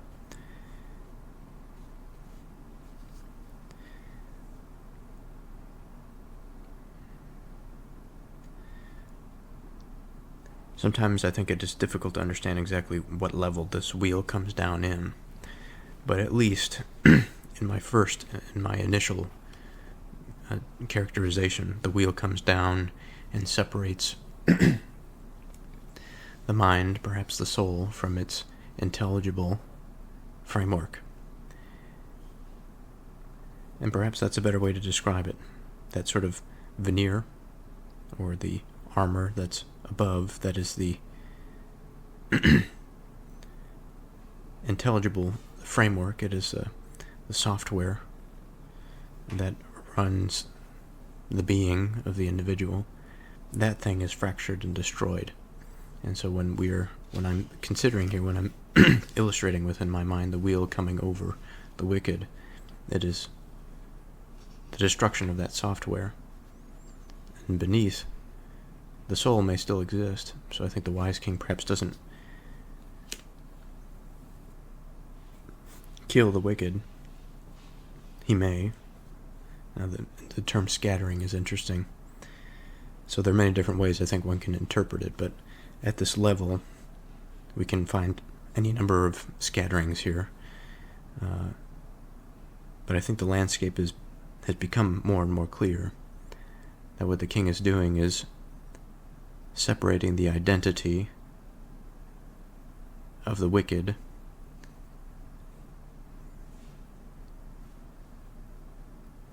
from the framework that it has hooked itself into.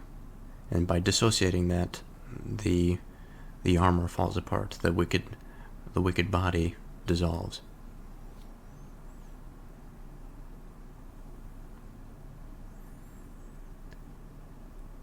The spirit of a man is the candle of the Lord, searching all the inward parts of the belly. Now, this is an example of an excellent verse. I was talking to... This conversation came up a few different times last week. This is Christmas season, and I had mentioned an analogy that the verses of the Bible, in particular that of the Psalms and the Proverbs so far, and of Job, but many books in the Bible express in this way. Verses, if they are to be prophetic, are much like a coiled spring. They contain a lot of stored potential, and they are constrained by the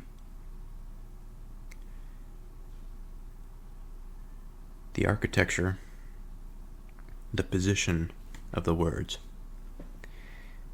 Now, when the position of the words are realized, that light is shed on them, the restraints are lifted.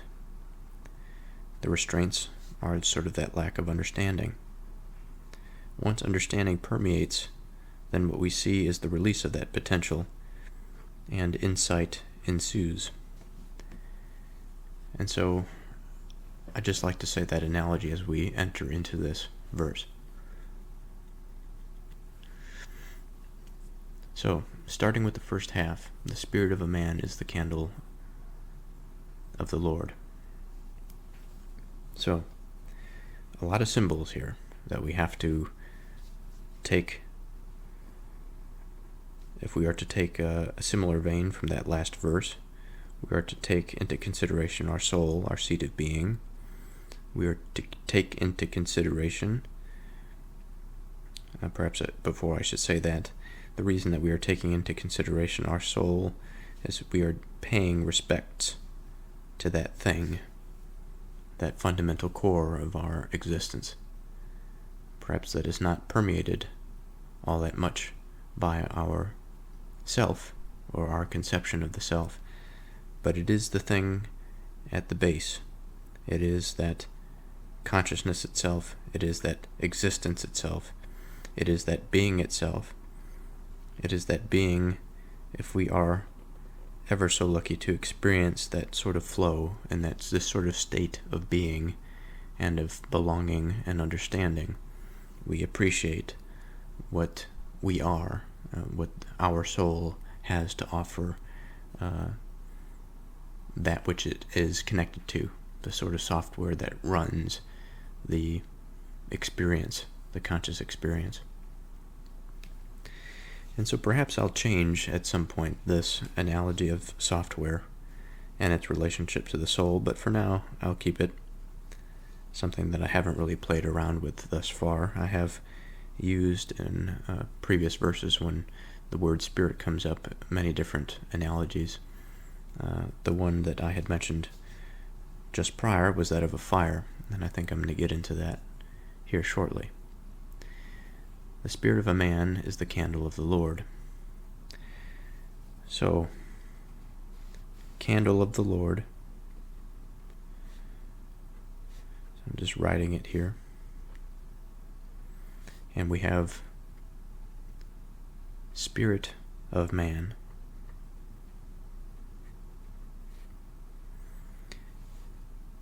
And what we have is a mathematical equation, because we have spirit of man, SM, equals candle of the Lord, CL. Now, fortunately or unfortunately in mathematics, if you have a term, the term is a symbol for something. Perhaps it's something extremely great and vast, or perhaps it's something super simple and sweet that explains quite a lot. Think what one can do with the equation E equals mc squared.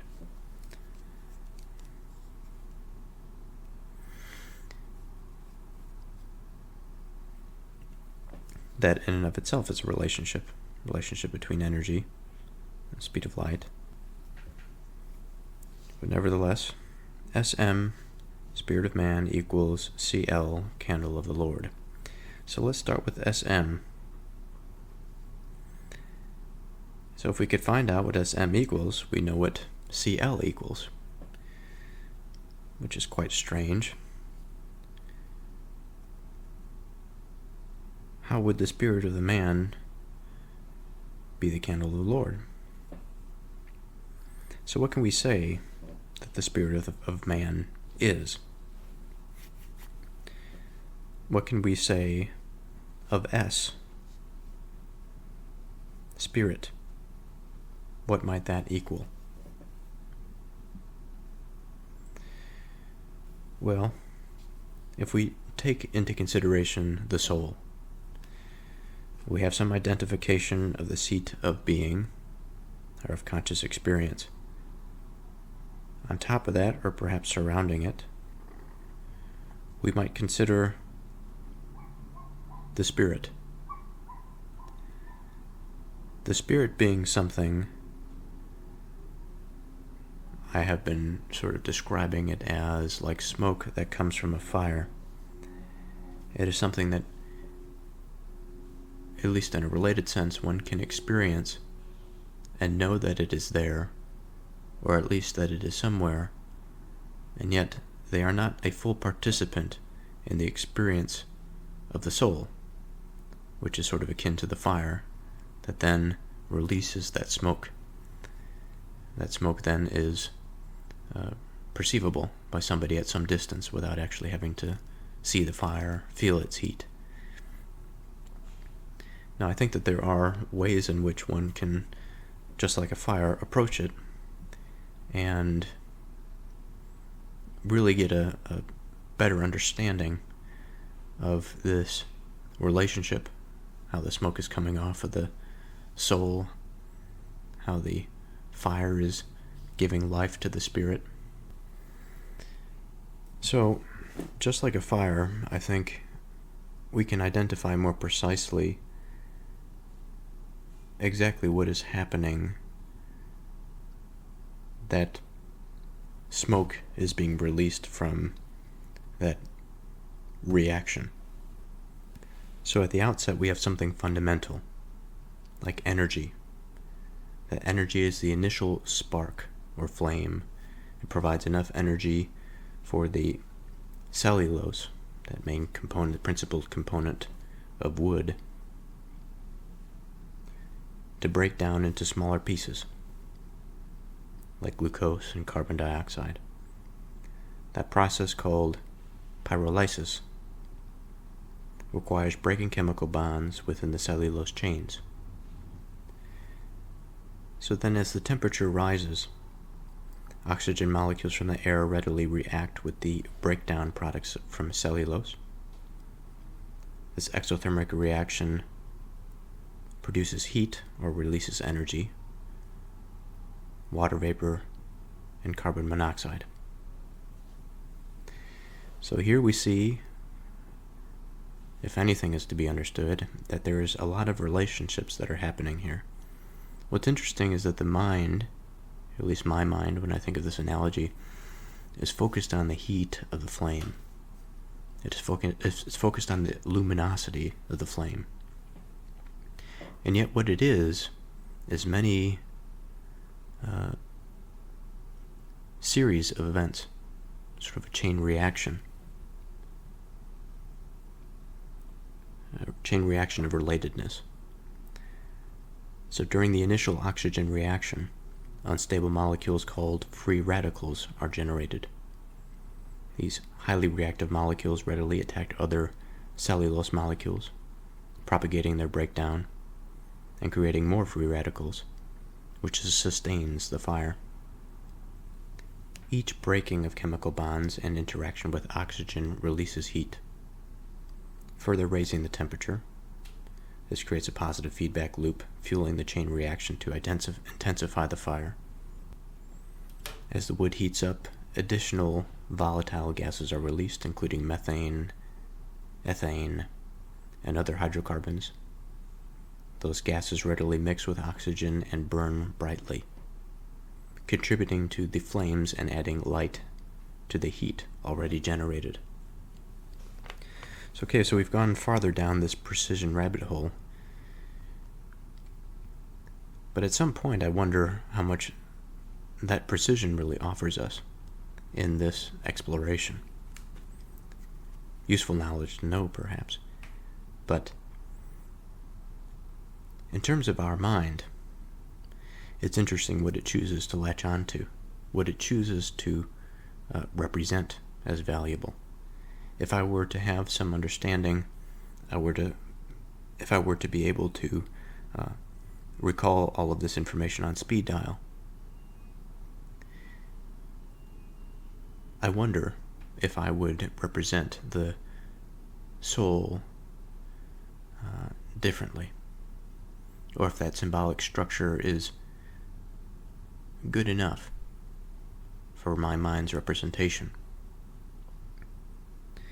Because within this precision, what is gained is an understanding of the various relationships.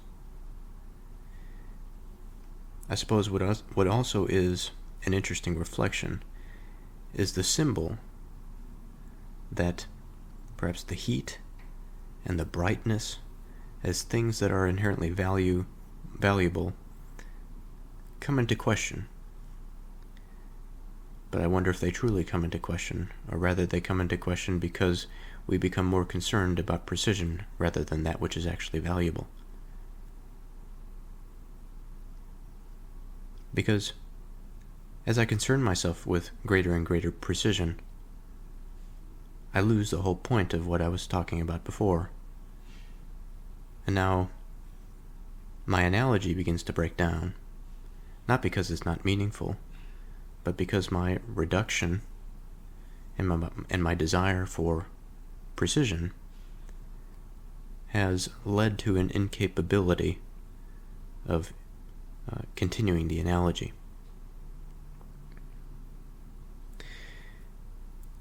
And now the question becomes, well, since my exploration into the precision of things has changed the way that I view the process that is the fire, is it not possible within all of this additional information to now come up with a new illustration?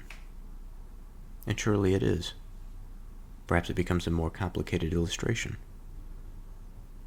But an illustration is needed nonetheless, because what I'm talking about here is not the fire, but the experience of the soul, the experience of being of man.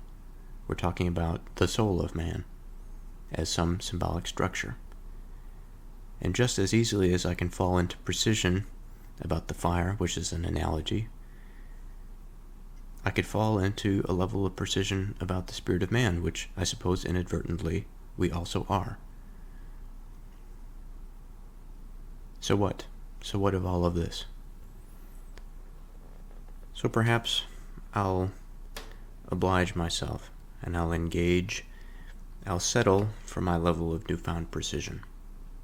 I won't worship at the altar of precision because I want to actually be able to sit down and think about something. I don't want to get lost, continually breaking things down. There has to be a level at which I find my home, for which I can rest for a moment. I could draw a clear map, and if I decide to go somewhere else, unexplored territory, which perhaps it's my duty to do, then I may do so, but I may not do so unless I have properly attributed the place that I am in with some symbolic structure. So, we have energy, we begin with.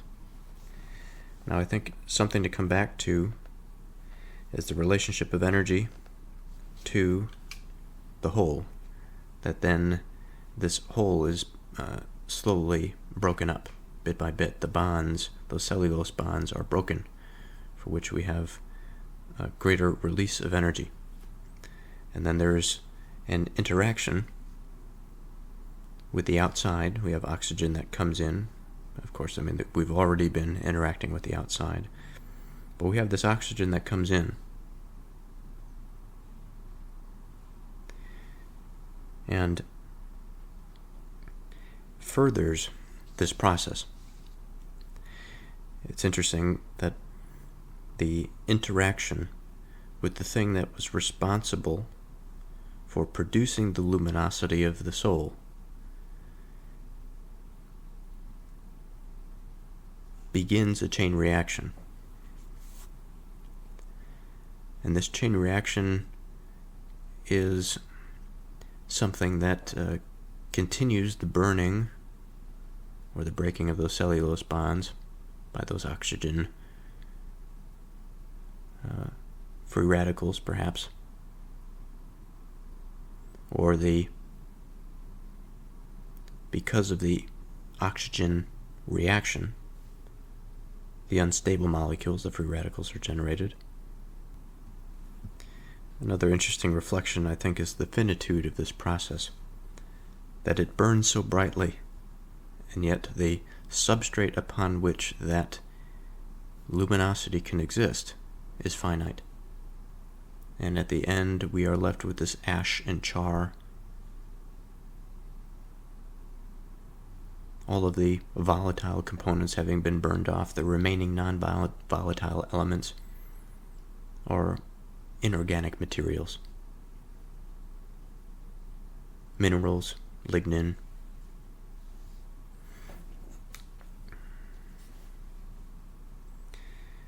A bizarre relationship that requires the earth, the fundamentals of the earth, but also the endowment from heaven, we could say. And so we have now a depiction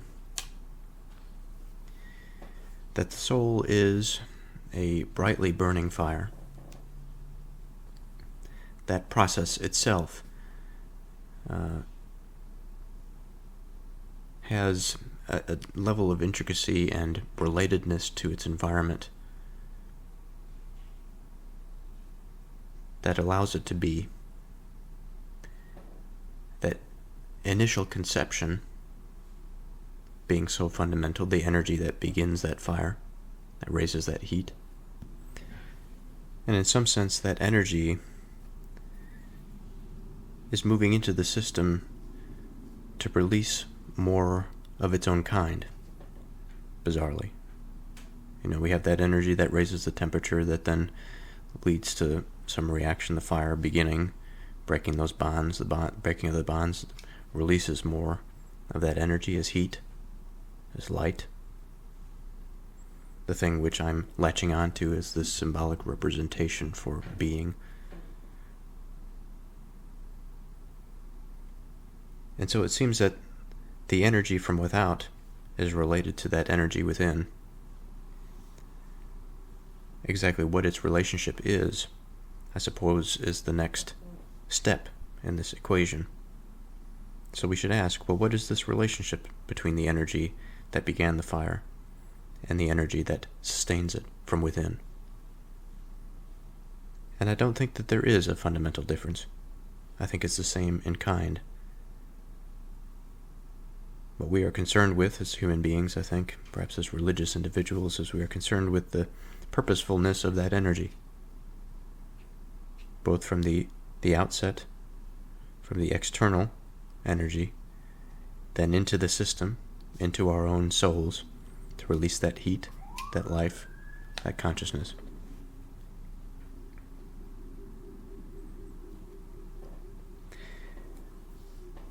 So, we have the soul and its complex interactions, and now we have some understanding that it is intricately related.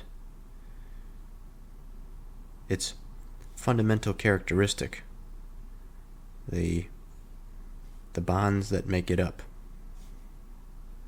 the bonds that make up the soul, the interactions, the release of the conscious experience, the continual existence of the mind to perceive and to exist as it does, is stimulated. It begins by that conception, by that initial influx of energy. That initial influx of energy then sets off a chain reaction by which things generate and grow. Here we can think of an analogy to conception in terms of birth, or conception in terms of fertilization and the growth of the egg, of the zygote. But again, we could just keep on going, and we can get lost within that precision. We can get lost in the deduction. So, I'd like for a moment to put an identification, an identifier on that energy, so we don't have to keep following its footsteps. We can just take one footstep and say, okay, we know that it was here because I see its footstep. We don't have to find the thing for now. I don't think, perhaps my mind is not able to conceptualize of the thing.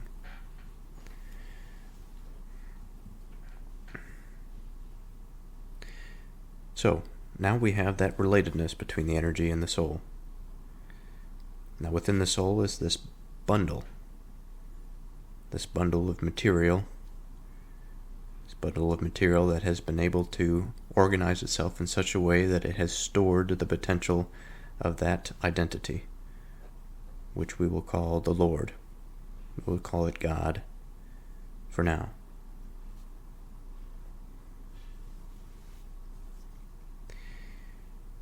So, we have developed our first relationship. Now it's between the soul and God, but it's not yet between the spirit of man and the candle of the Lord. But we're getting close. So there are a few different paths that I think we can walk down here. The first is the symbol of the candle of the Lord. And second is a continuation of the general thought that we've been on thus far, and continue that relationship between God as this binding force, or that has this binding capacity, and the soul of man. The soul of man being that inward part of him that is conceptually beyond the self, or perhaps in the background of the self, that the soul is required for the self to exist on top of. That the soul is this piece of man, this part of man, the essential part of man, that we characterize the realization of his conscious experience in the world. And that he is able to maintain some stable self along with the capacity for self-awareness, of actualization, of putting an idea out into the world to manipulate material reality for conceptual concerns, for perhaps idealistic concerns, heavenly concerns perhaps. Now, the soul of man, again, is integrated with God because it is at that fundamental level integrated with the experience of that divine entity, the divine source of intelligibility, as I like to say.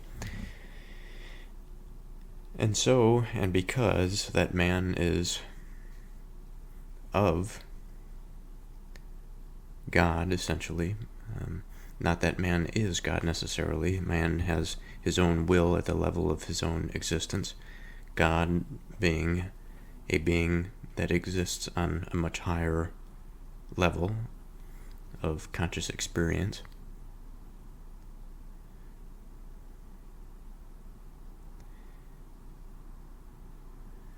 The spirit of man is the candle of the Lord.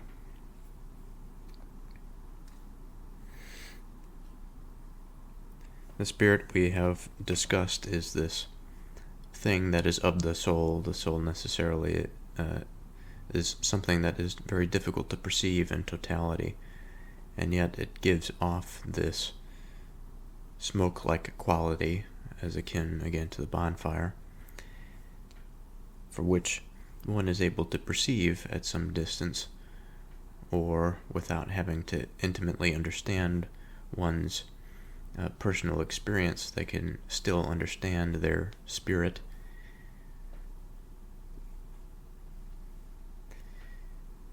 The candle is a symbol of light. It is a symbol of warmth. In the case of light, in a darkened environment, it is something that illuminates the surround. The illumination of the surround allows us to see. It makes aspects and characteristics of things more readily identifiable, perceivable. The whole business of perception in general, I think, is an interesting topic. For what does it actually mean to discern or to recognize, to be aware or conscious of something?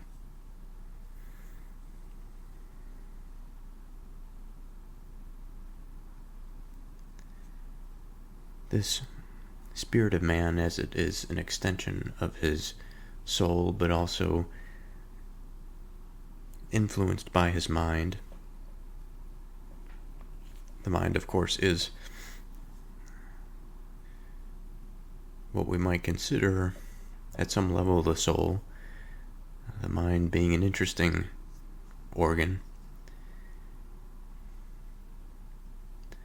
The soul includes that part of the self that is an identity within itself. And then what do I mean by that? Well, out of the various constituent parts, out of the various organs, out of the various geographies of the brain, all of them interact together to form some conception of selfhood. And it is also the interaction of that physical body with the outside world. And it is that interaction and relationship over some period of time that the self begins to grow and develop into its own identity. The spirit takes that thing, that identity, and also the fundamental force that we talked about, that we sort of called energy. At the bottom of it, the thing that powers the soul, the thing of this continuation of conscious experience in general.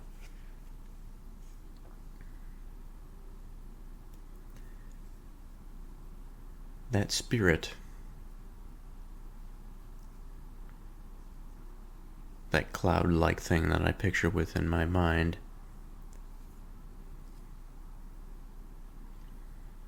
for that thing to travel and to be in some place,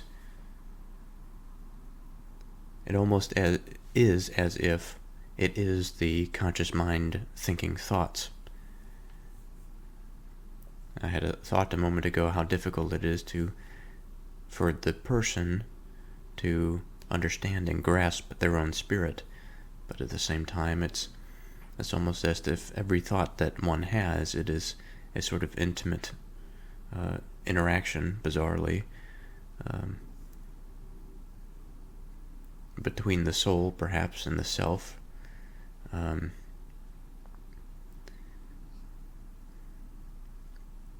And this sort of interaction, much like the breaking of the chemical bond, that sort of heat that is released, is this sort of conscious awareness, this thought that comes forth from it.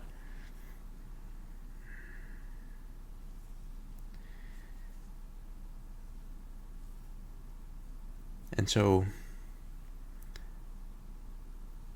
if man, in this way, and the various people that are strung across this earth, that have this industrial machine that is continually churning and thinking and doing and participating and relating and discerning,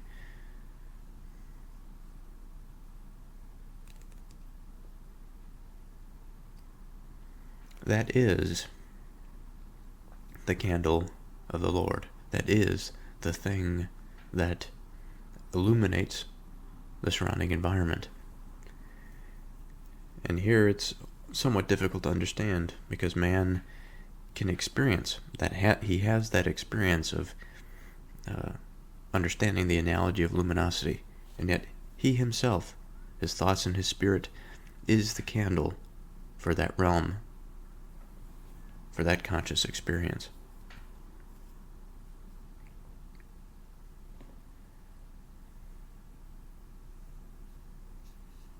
The spirit of man is the candle of the Lord, searching all the inward parts of the belly. Such a strange statement.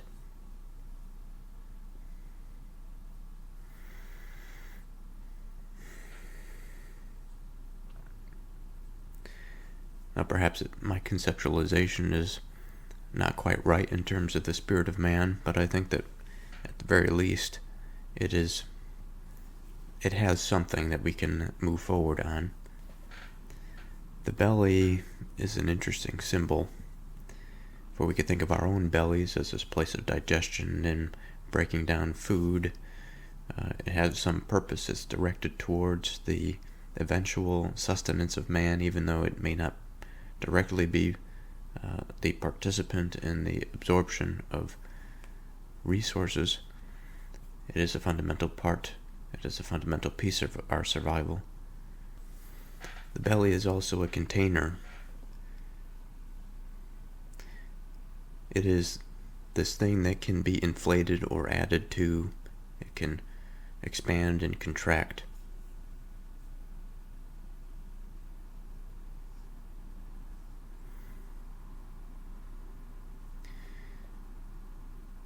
And so,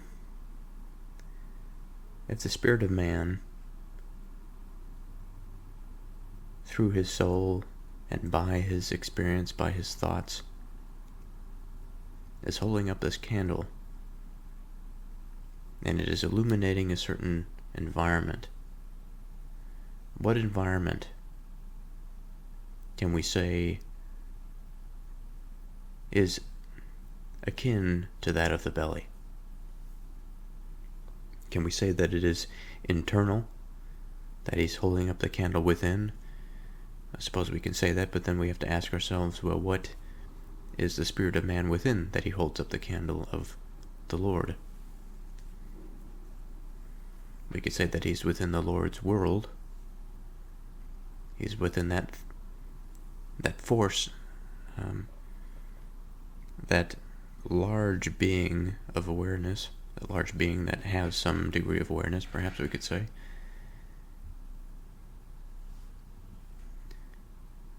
That has branched off, has a will of its own, is not entirely aware of that which gives it the power to intuit and to discern. Now we have to remember that the power is granted based on position. Position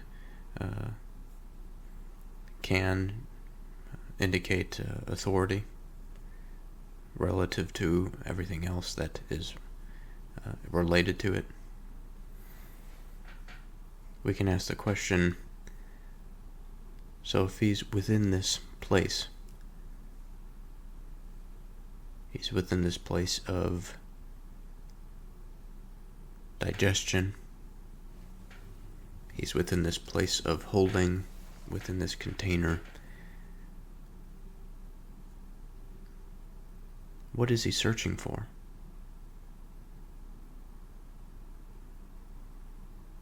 If the spirit of man is to be the candle of the Lord, certainly he is then the beacon of purpose and meaning. And so a spirit that at its core desires or is meaning, purpose, directedness, what is it bound to find when it searches?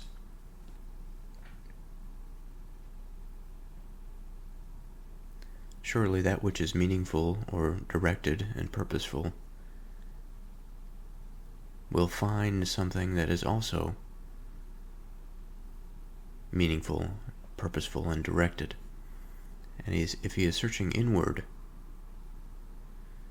perhaps he is searching within the realm of God, within the heavenly sphere. He could be searching within his mind. And he is also searching the parts of the belly.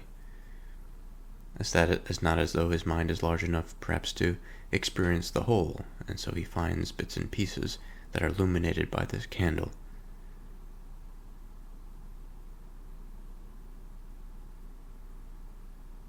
And so here we see a relatedness between man and God.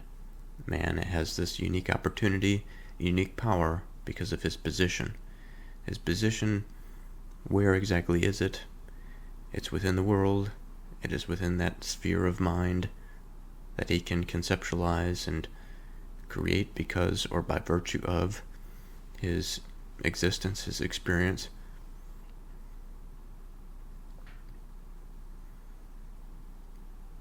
And by this ability, he searches. He searches the environment that he is within. He searches, what is that environment? Well, it's a conscious environment. It is that level of being that the material substructure can afford.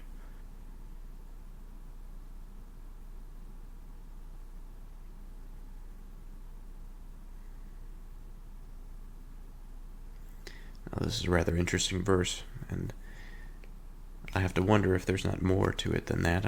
Surely there are. There's often multiple interpretations to the Proverbs.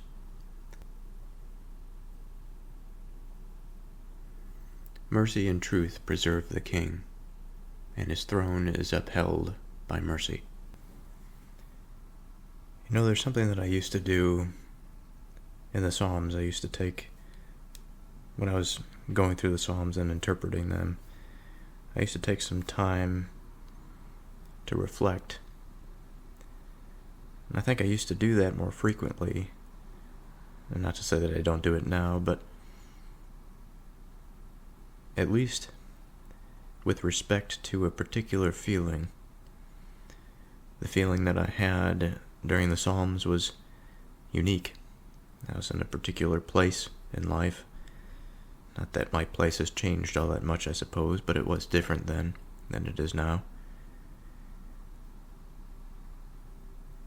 And much like a face or a name or a voice that is heard that invokes some memory, some familiarity, I am currently experiencing a feeling that is quite familiar.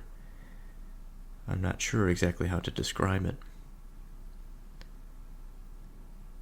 There are plenty of words that swirl around in my head, but I seem incapable of picking any one of them, perhaps because of a lack of confidence to truly pick one that represents this feeling best. But I will say that it is a precious feeling, although it comes out of a place of anguish. And it's a strange relationship to have or to consider something to be precious that was born of anguish. This type of suffering and angst, perhaps, and anxiety.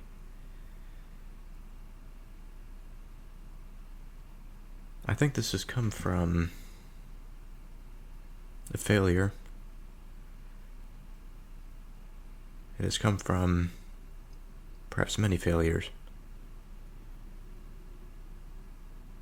And upon the many, one reflection. Or perhaps that is too unkind. Perhaps it is too pessimistic. It's difficult to say. But in any case, this feeling is precious. It is a gem. It is valuable. It is something that I can use, I can ride. Much like a melody, I can be consumed by it, entertained by it. I can be with it.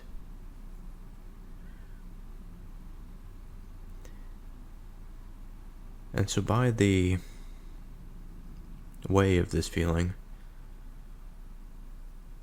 by the mode of my interaction, I enter into this verse here. Mercy and truth preserve the king, and his throne is upheld by mercy. So what a lofty task it is. The first half of this verse, mercy and truth preserve the king. For much like this feeling, we have to understand what it is. We have to understand what mercy and truth are.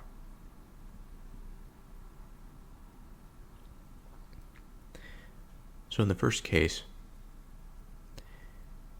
I think we should start with truth. Truth is something that in the context of man, I was going to say in the modern context, but I think it just is the context of man, that this has always been a contentious subject. Its definition perhaps has changed throughout the ages. We have come to know it. We've come to lose it. We've come to love it. We've come to hate it.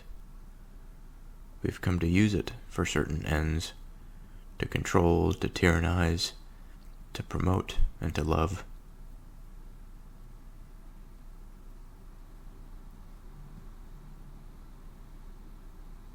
Its relationship to the mind, intricate,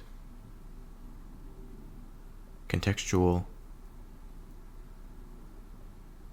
literal,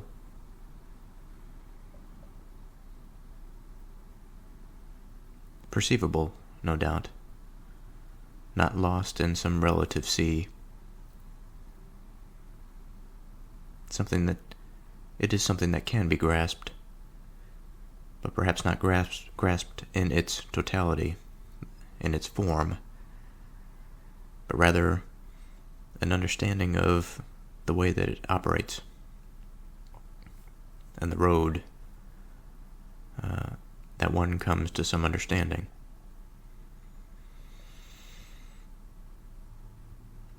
So, like with many things, I think it's appropriate to start with some etymology. So I will spare my terrible mispronunciation. From Middle English,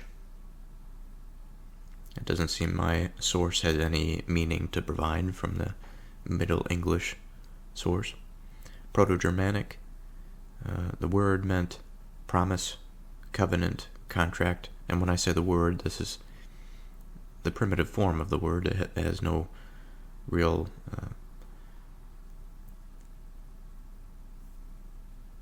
what would one say, structural similarity to the word truth. The letters that I see before me are definitely not truth. So again, promise, covenant, and contract. So from Proto-Indo-European, we have something that is firm, solid, or tree.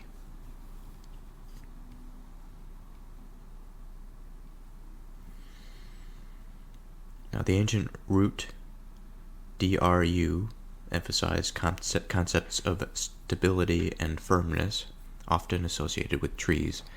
Interesting, because the tree is this symbol that represents, it's a real-world representation of our abstract conceptions of what we might attribute to a tree as being stable and firm. From my source here, it indicates that there was an evolution into this Proto-Germanic, referring to the promises, covenants, and contracts, highlighting the importance of trustworthiness and reliability. So, the ancient root, and it's interesting that the word root is there to describe this part of the word, the fundamental part of the word, that is symbolic of a tree that is buried into the earth, that is affixed itself into the earth, that provides some base of support for that part of the tree that juts out of the earth to the open air to receive the sunlight.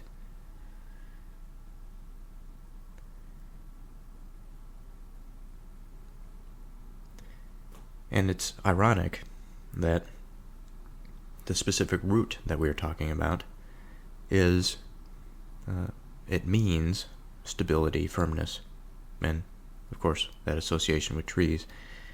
Now, to draw some logical connection between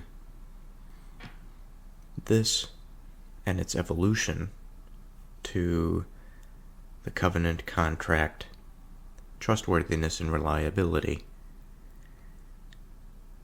we have to understand and consider what a contract or what a covenant is. In terms of the reliability, I think it's a little bit more clear, and trustworthiness, for if something is affixed into the ground firmly, we can have a greater degree of trustworthiness, or we can consider that structure reliably firm by virtue of its position in the world. And if we wanted to rely on it to climb up it, let's say to get away from a predator, or to build a home within this tree, perhaps it's a large tree, whatever it might be, we do so because we understand that this tree is firm, it is stable, it is reliable, it is trustworthy, it will fulfill the needs that we are obliged to have. Like, for instance, if we are running from a lion and we choose to go up the tree, we do so because it's off of the ground. Perhaps we consider it to be difficult for the lion to come up the tree after us. And yet, in a split second, we make the connection, we establish the relationship of trustworthiness and reliability. And the question is, can the same be said for making a covenant or a contract with the tree? Now, perhaps it's rather strange to think of something in this way, because we would seemingly be attributing to this tree a type of agency. And now I don't think it's entirely inappropriate. It would be inappropriate to attribute the type of agency that man attributes to another man to the tree. But I don't think it would be entirely incorrect to attribute an agency to the tree that is of the level of the tree. And I say that because in order to have a covenant, in order to have a contract, there must be an agreement between two parties. Now, the interesting thing is, if we are to say that the tree has agency,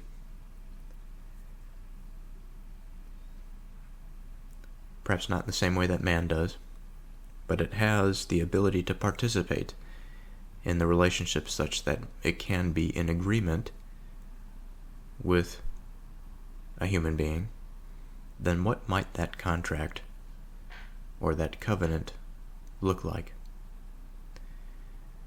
Well, I think, at least in the situation of the lion, it's hard to say if there is much of a contract to be had there, or a covenant.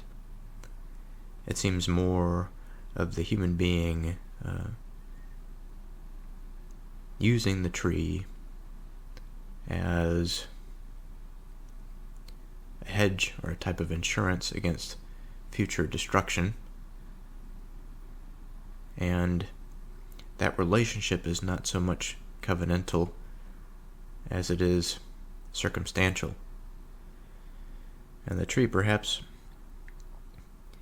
is not in agreement with the way in which the human uses it, but it's not entirely against the agreement either, because it's not as though the structure the structure of the tree, its constitution, is forfeit because of the relationship between the human being and the tree. It still stands firm, assuming that it's large enough. It can hold the human being's position relative to it. And in that sense, there is perhaps at some level an agreement that the tree agrees to hold the human being's weight. Again, it's a strange thing to go into this territory and describe it this way. I think it would make more sense when we were talking about symbiosis. A man that chooses to live among trees, perhaps plants trees in a particular manner such that he facilitates their growth, and that the tree gains from him and he gains from the tree, whether it be because of aesthetics or because of some practical or functional purpose. But surely we can say that because of something's position, because of the constraints, because of the way in which something is, as we imagine a tree, if we imagine its constraints, we imagine that, just as we've discussed of its agency, it exists at a particular level. It has some will to act in a particular way of its own accord, to attempt to provide for itself, to retrieve from the environment to sustain itself. Though it is fixed geographically to the earth that it has found its roots within, unless otherwise disturbed by some natural event or some other creature.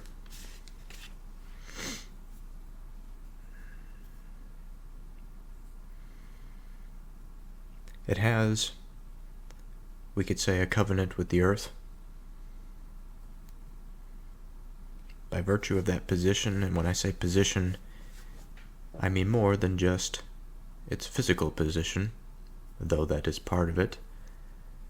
I mean its physical position, but also its position in terms of relatedness, where and how that agency of that tree is related to that which surrounds it. Again, what comes to mind is the earth, but also that of the human being that perhaps lives near it, or that has perhaps planted it.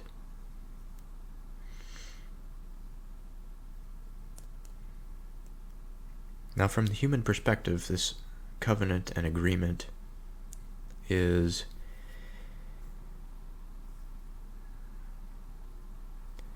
certainly influenced by stability, security, reliability. We could throw firmness in there. For I think it is the case, not in every case, but it is likely the case that somebody will enter into a covenant with somebody else or some agreement if they believe that what they agree on rests on stable ground, that it is not prone to destruction, it is not prone to disintegration, that it is fixed, just like roots of a tree, into the earth, that we have faith that it will be there through the seasons, that it has structural integrity.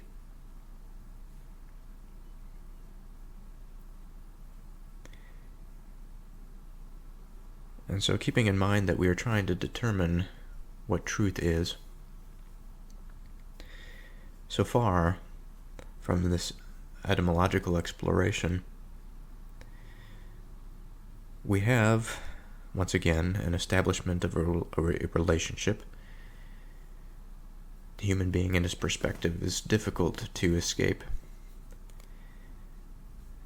And I say that it's difficult to escape because I am a human being and I have his perspective. Although I can attempt, and I can to some degree of ability, project myself, my agency, to imagine the agency of another, I am always within my perspective. And I think that it is impossible for the form of truth,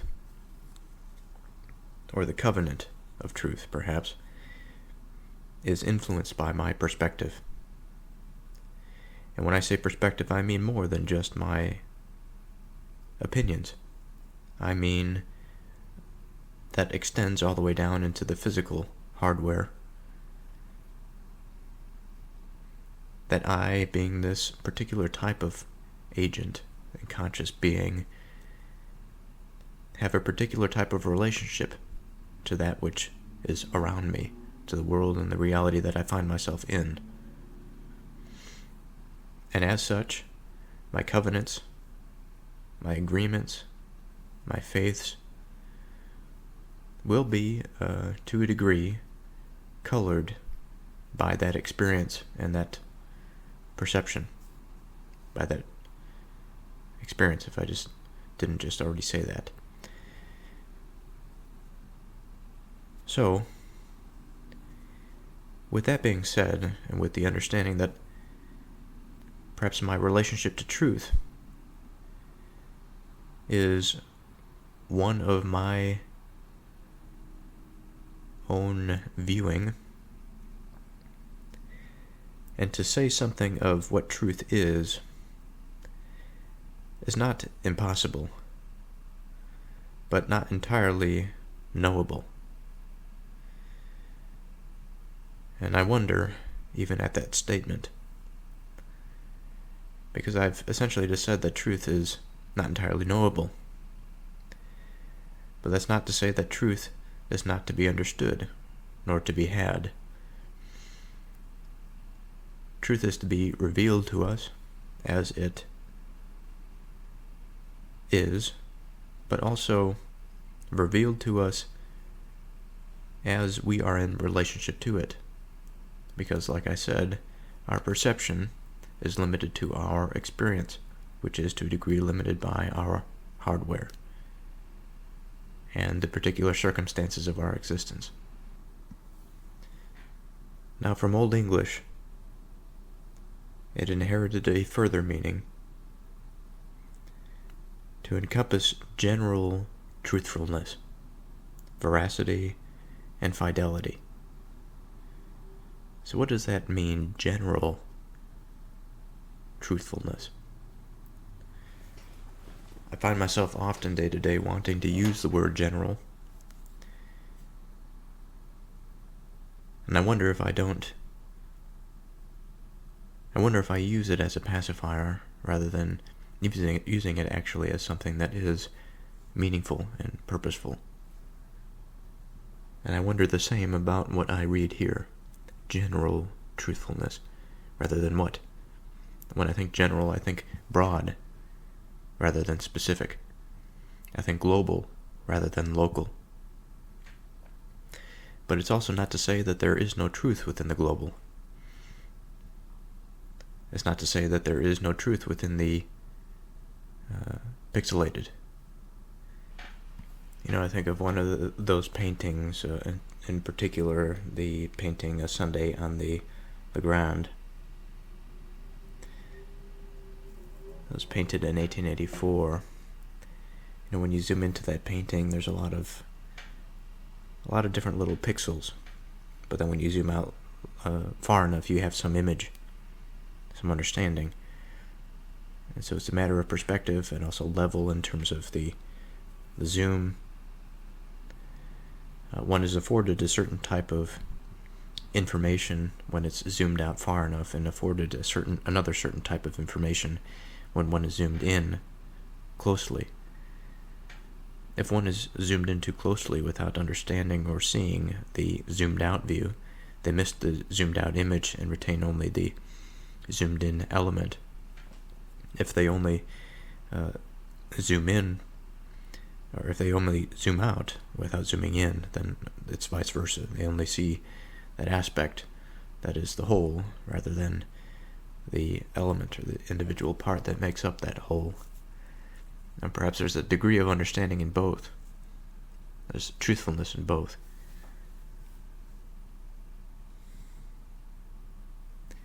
And perhaps this is what it means by general truthfulness. That general truthfulness is the painting itself, not necessarily the little pixels that make up the painting. Or like the game Minecraft. It is something that's made up of, it's rather crude in terms of its animation, but it's enough to pick out the details that are intelligible, that we seem to understand and to intuit. We could see various structures like mountains and trees and rivers, valleys, animals. And yet it's quite crude. It's quite general.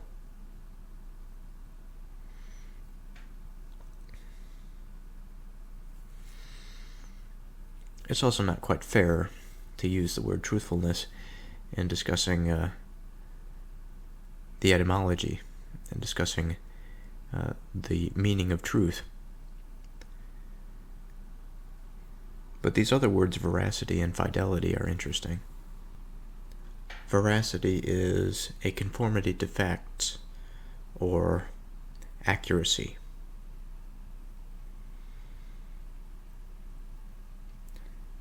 Now, accuracy is the quality or state of being correct or precise. We can consider the Platonic example of the bow and arrow for which one is considered to be accurate when they hit the mark that they are aiming at.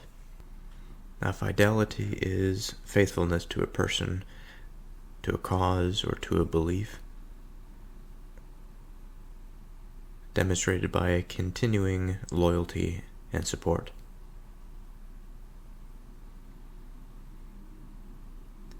The degree of exactness with which something is copied or reproduced. Again, accuracy comes to mind there.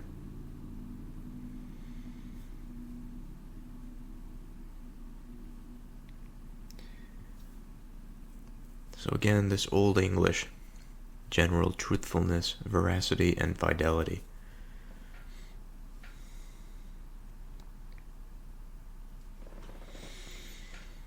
Again, it is relational.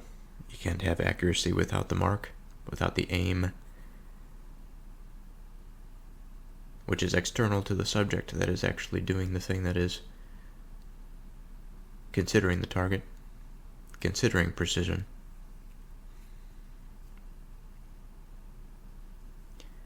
It's not as though the target is unseen or unrealized. It's a strange way to put it. Or perhaps unexistent. Unrealized may be too far. We could say perhaps that it is realized when it is aimed at or when it is considered.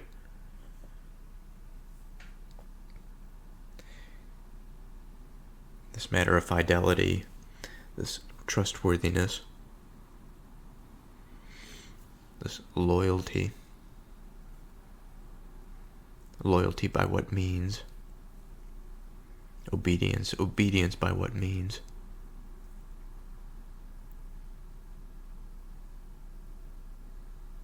Faithfulness.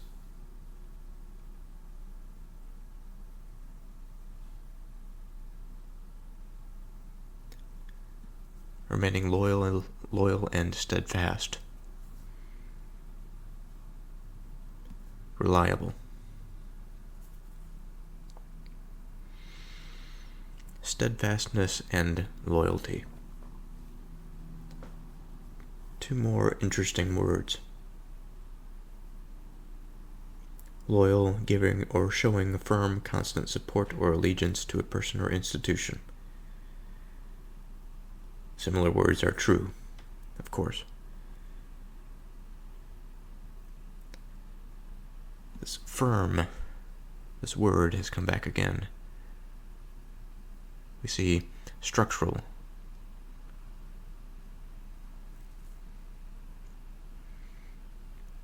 constant support. Within the word support and constant, I also think of the word firm. Again, much like the tree, it is constantly something that is of support. We think of our houses, the aspects of trees that we have consumed and produced, pressurized, such that they are the foundations for our homes. How important are the foundations for our homes? And it is something that is a foundation for our home because it is reliable. We have faith. We trust that we will not fall through the floor because of the integrity, the composition of that structure. So again, here we have the thing itself, and then our relationship to that thing. Our relationship partly determined by the way in which we are, the way in which we exist, the way in which we see the world, the way in which we interact and interface with the world. Again, Middle English, some further meaning and representation, encompassing both factual accuracy and honesty in thought and conduct. Factual accuracy. There's that word again, accuracy. A word that has been constant throughout all of these sort of things. Accurate, stability, firm.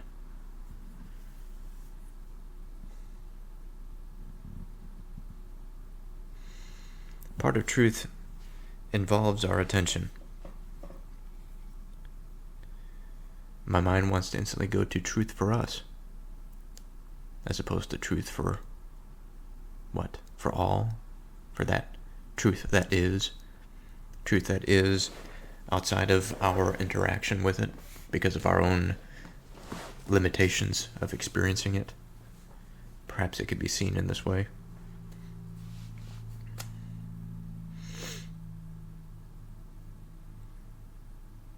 But truth as we understand it, I think, does depend on our relationship to it.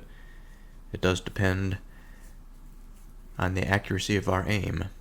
It depends on the faith that we have. We can base our faith on certain principles. These principles can be general, or they can be precise, both of which I think that we have discussed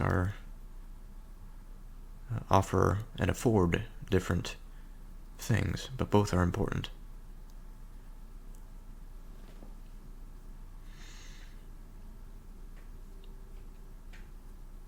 Mercy and truth preserve the king. And so before I end this part here for today and return to it tomorrow, I'd like to finish with how this truth may preserve the king. When I think of preserve, I think of something that we put in the freezer, like a piece of meat, a piece of food, whatever. We put it in there longer, to keep it longer, to keep it in a particular state. Now, what particular state are we considering here? Well, I think it's implied when we want to preserve something. We want to preserve it in an integral fashion. If we want to preserve meats, for example, we don't want to have it spoiled and then put it in the freezer. We want to have it fresh and then put it in the freezer so that we can consume it later. If it was spoiled when we put it into the freezer, it is not consumable, and therefore it wouldn't be worth preserving. Again, it depends on what we're using it for, but of course if we want to consume it, this is the purpose. Likewise, if one wants to preserve the king, I think it is implied here that goodness is paramount, such that a spoiled king, a king of a type of tyrannical temperament or of poor judgment, is not the type of king that we are going to wish to preserve.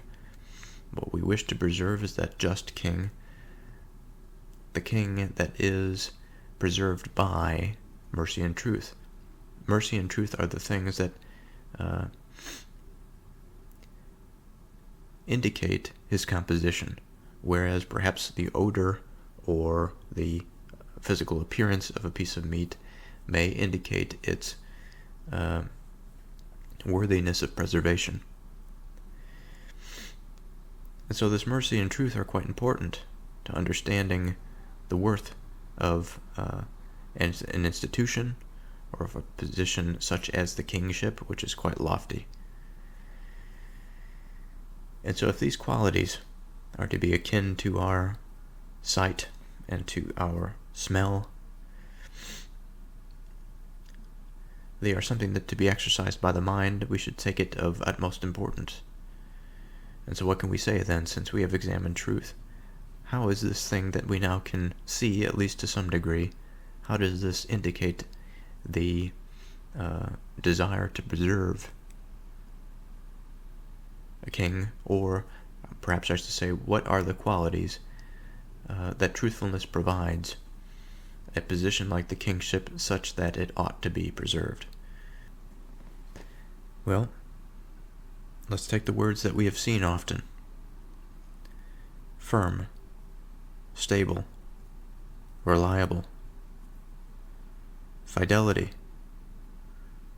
that there is support, that the king has solid grounds to stand on. A covenant, the type of relationship, matters. Of course, we would want a just relationship, but then the question is, what is a just relationship? Among human beings, the interaction is sophisticated. We have two agents that have a will that is of a large degree of freedom, as opposed to the will of a tree, which is limited by its existence, by its composition.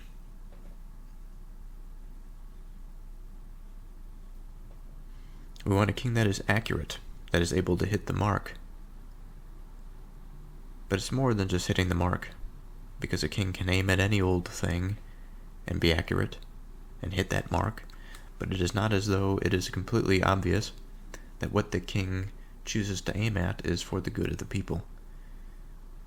And so surely we would want a king that is accurate, that aims towards a just covenant with his subjects, and that we can trust, that we feel that our support is towards some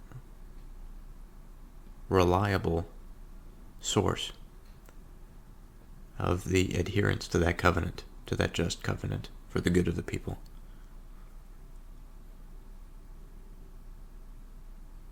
And just like the tree, the roots grow deeply into the earth, and it is affixed there so that we can run to it when we need to, because we know its composition. We've seen it weather the storm. We've seen its actions. We've seen its behavior. We observed it. We know what it is like. We know what it is to be.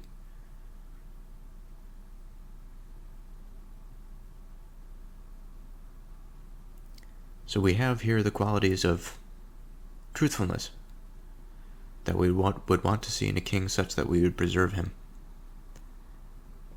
But now what of mercy? What other leg does this preservation, what other sense organ of the mind do we need to explore to understand how to conceptualize this preservation, how to conceptualize that object, that position of authority, that man, by which we would have faith in him. That sort of thing that optimizes our relationship, that gives us some understanding of where we are, of how we may act in relationship to it. That is going to be the goal of next time when I return to this, which will be tomorrow evening, as it is every evening when I return to this. And now within me, it's been an hour now, which is usually my typical length, perhaps a bit over an hour, for which I talk and consider the verses of the Old Testament. I continue to have this feeling that I had mentioned at the outset, at least at the outset of today, this longing, this precious longing. So today is the day before New Year's Eve. It is a new day, and I was listening to the ending of that recording from the previous day, and I was reflecting on how I feel at the moment. And aside from that old engine of the mind slowly warming itself up to consider, to reflect, to determine, I continue to have a bit of this longing. And there is an aspect of me that I wish I could control better. I don't want to get into too much detail or too specific, but there is a part of me that is guilty. It is guilty of being unable to uphold what I should be upholding, maintaining a certain level of mind and of thought that I am too quick to accept that hand that peers into the light from the darkness, that if I were to just shake it, if I were to just take it, to accept the deal, and to slowly move into that darkness, where that darkness comes over my mind and it quiets the desire, it quiets the more painful aspects of the longing, when that longing no longer expresses itself as bittersweet and becomes torturous and dreadful. And there is something here that's important, that's not just some selfish self-reflection.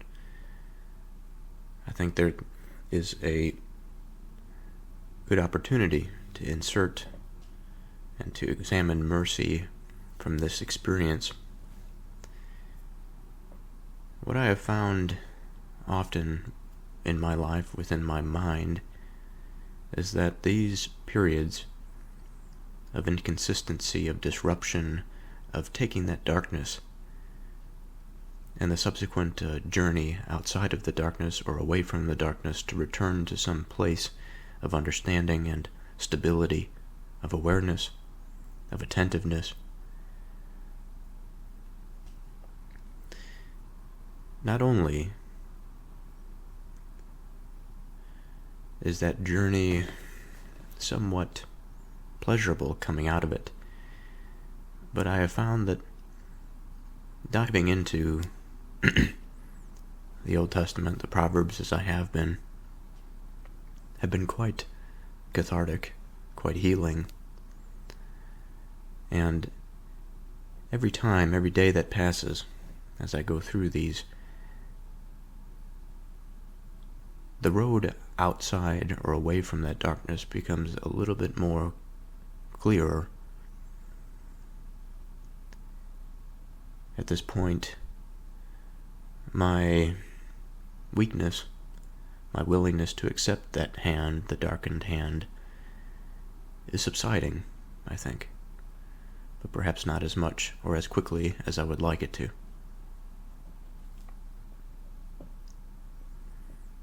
Now, with that being said, this word mercy is an interesting one.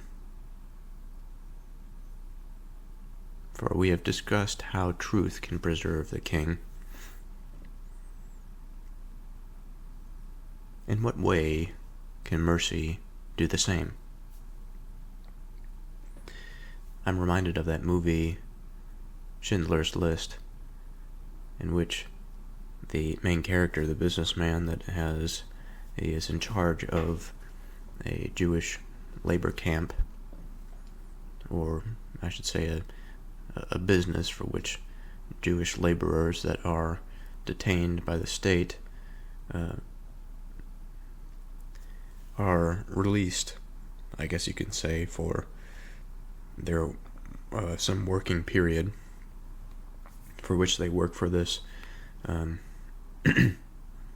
enterprising man. He works in the industrial sector, and there is this relationship that develops between the businessman and the state official, the Nazi guard, or the Nazi prison camp official, officer. And there's this interesting interplay, because as the movie progresses, the Schindler, the businessman, his position, his morality shifts because of his experience in dealing with evil, essentially. His self-centeredness begins to subside, and his life becomes less about making money and more about saving lives. And in so doing, the relationship between him and the Nazi officer, I think, is the the impetus, the beginning point by which that change occurs. And it develops slowly but surely. And there's a scene in which Schindler is trying to convince the officer to change his ways, to sort of see how he sees things, but in a subtle manner. And this subtle manner, of course, is not outright. The Nazi officer still thinks the businessman to be just as self-interested as he is. And that's sort of why he trusts him, because he thinks he's just hungry for power, for wealth. And he's not all that concerned with human life.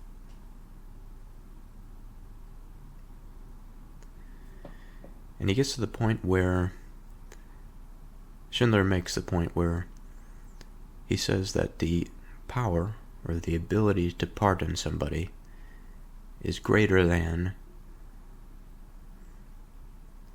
the ability to take from them, to take their independence.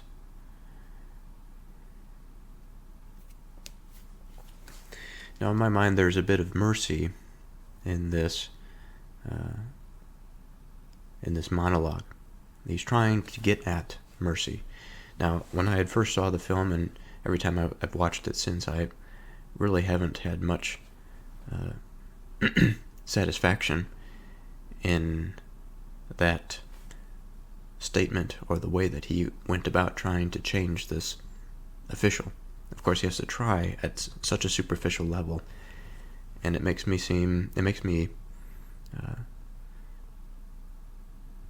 think that perhaps there's a more sophisticated way of entering into this discussion of mercy, more subtle, even a more subtle way.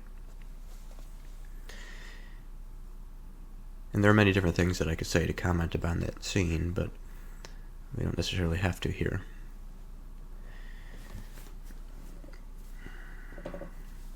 Now, let's get into some etymological considerations.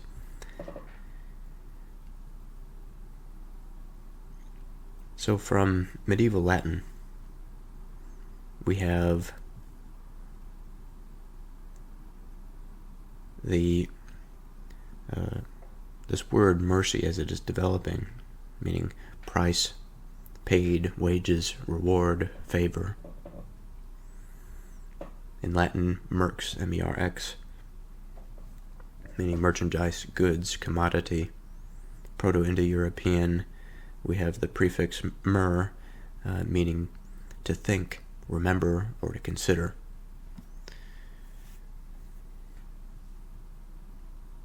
The ancient root, the ancient root of mer, highlighted the mental process like thinking, remembering, and considering.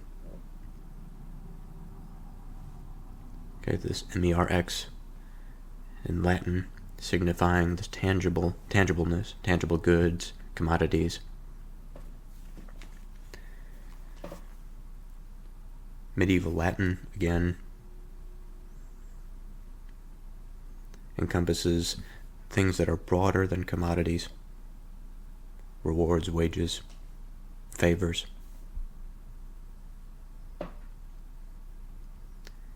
Middle English, merci, M-E-R-C-I, denoting compassion, forgiveness, kindness, shown to someone in a position of power over them.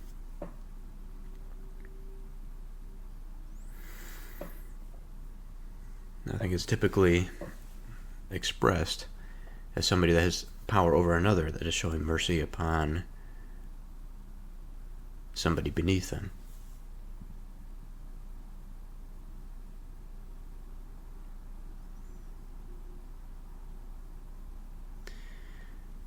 Now, what's interesting to note is that the link to merchandise and market reveals a historical association between mercy and the concept of exchange, suggesting that mercy could be granted as a form of favor or reward. Now, the word grace has a shared Latin root.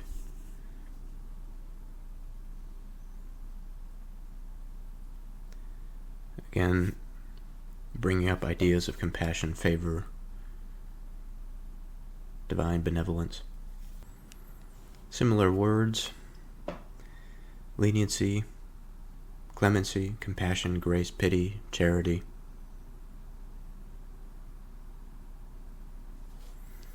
A quick Google definition or a Google search: compassion or forgiveness shown towards someone who it is within one's power to punish or harm, an event to be grateful for, especially because its occurrence prevents something unpleasant or provides relief from suffering. Performed out of a desire to relieve suffering, motivated by compassion. So let's begin here with the information that we have. Now, what I find fascinating is how connected economic considerations are to our ideas of justice, of fairness, of morality in general.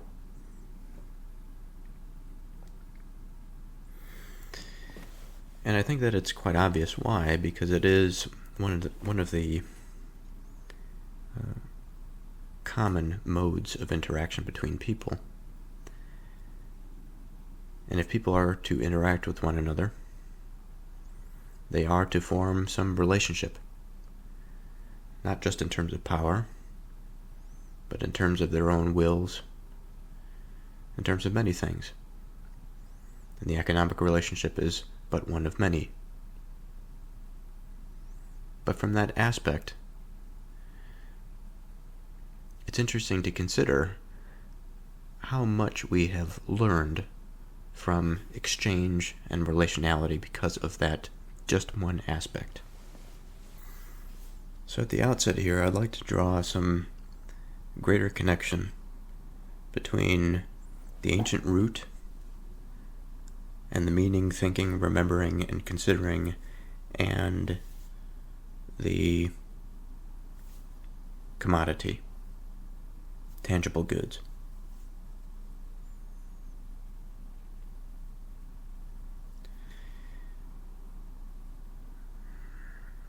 Now, in the economic context, what we are considering is placing value into material things, into material goods, into commodities.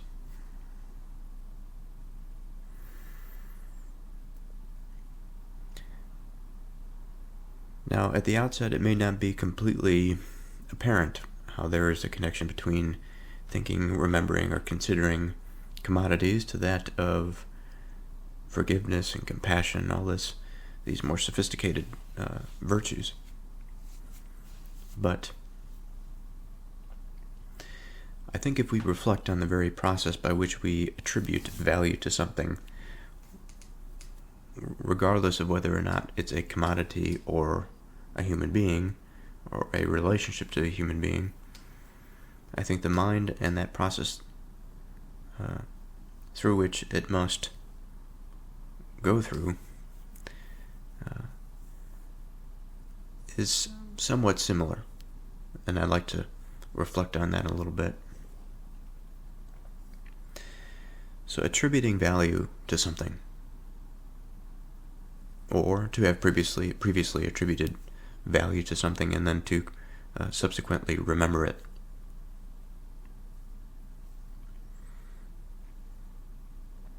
What does it mean? What does it mean for somebody to value something? I think there are a few different ways that we can approach this. A person can value something because of some shared, connected, network-esque representation of what is valuable. From the cultural and the customary, perhaps there is a strain of arbitrariness that is built in. The arbitrariness is not necessarily arbitrary for the sake of arbitrary, but arbitrary for the sake of having things be connected at all. I think of money when I think of that it is a medium of exchange. We can, I think, as money is more connected to things that are true or truly valuable, that can be, their utility can be exercised in any number of situations or for any number of purposes, and that it is something that is a fairly durable substance, I think then it is more likely to retain confidence, to retain that truthfulness,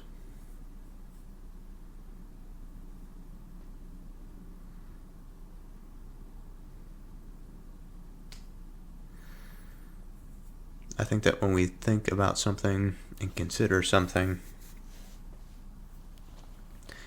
the mind is hungry. It longs for something that it finds valuable. The frustrating thing about man, the frustrating thing about myself, as I've discussed at the outset, is that this process of thinking, remembering, and considering, the process of attributing value is a lofty power. It is a heavy responsibility. And it is something that can change. For somebody to truly value something, it cannot be performative. There's no escape from that internal judge.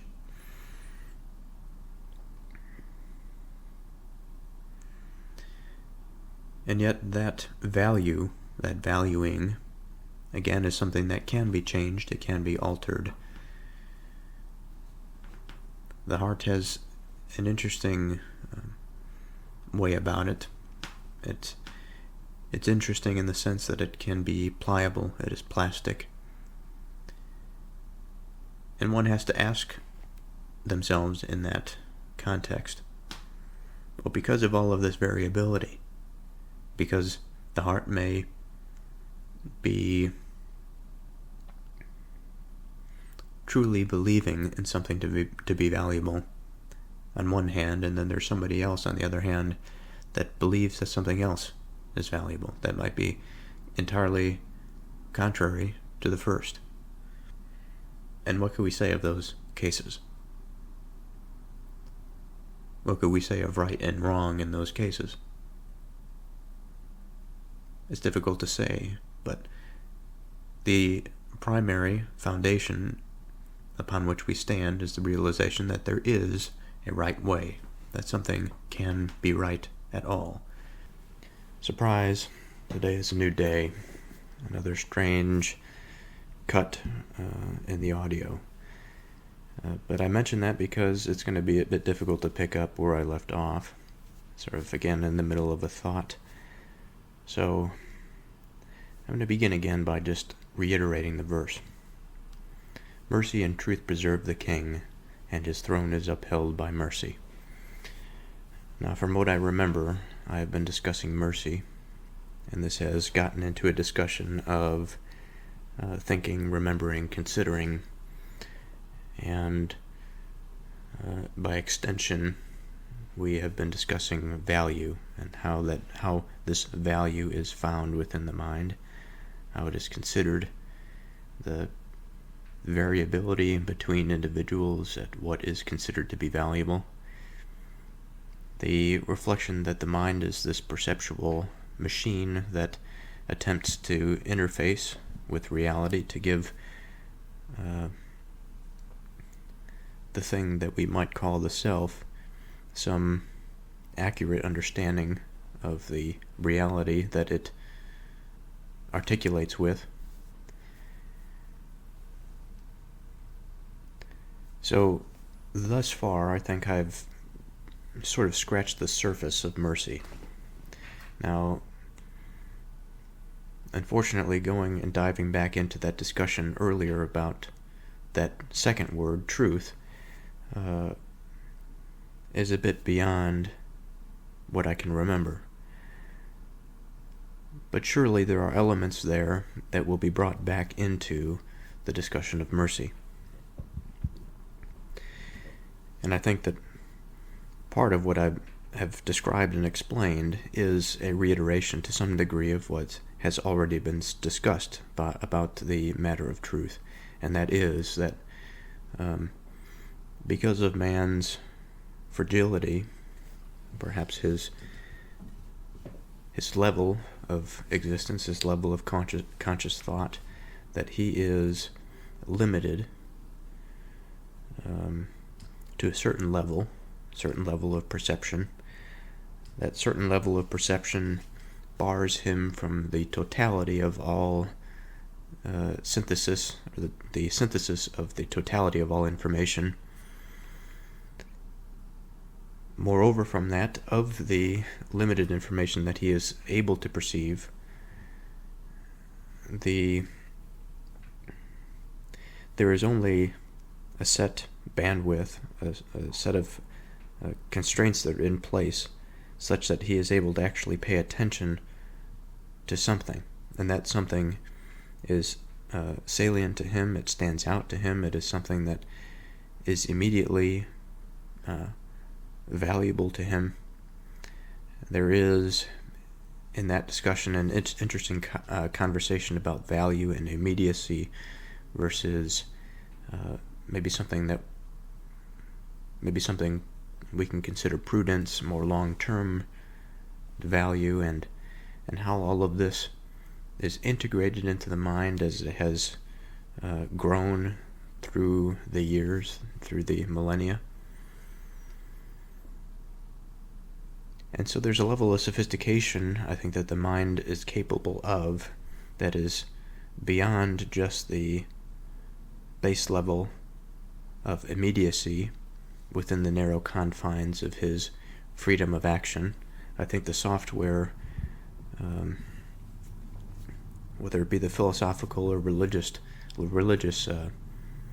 software, or perhaps I think this is probably more accurate to say that it's more of an operating system, that this sort of thing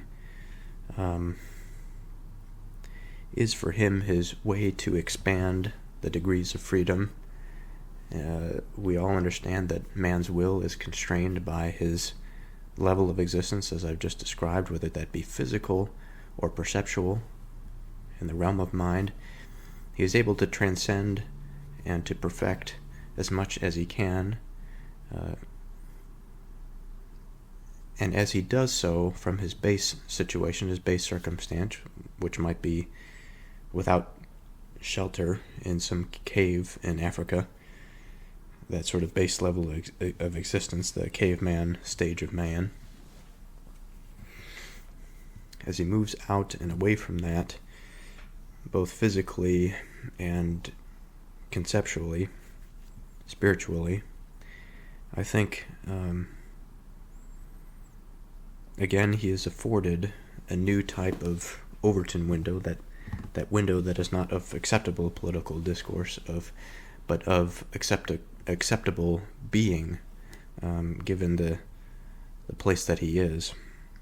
And this little concept of mercy, I'm speaking a bit smart here, a bit cute, but when I say this concept of mercy, I imagine it to be, and it's not just limited to this illustration certainly, but right now I imagine it to be somewhat of a major road or a major vessel, in terms of the physiological sense, like an artery or a vein. It provides blood to a vital organ, like the brain or the heart. This mercy is one of those sophisticated terms that liberates the mind to a certain degree. When I say liberate, I mean it gives it a new set of responsibility. It gives it a new ability to act. It's a power to a certain degree, this mercy. And as we have examined the fundamentals, the foundation of the word, we think of remembering and considering and thinking when we think of attributing value to something, and then by extension getting into concepts like forgiveness, the recognition of the misstep, or the recognition of poor accuracy when somebody aims at a certain target. Perhaps we show mercy by redirecting somebody to aim at a different target or to improve their aim such that they can be truthful and be right. It's a difficult matter, certainly, but it is all geared towards understanding something that is true.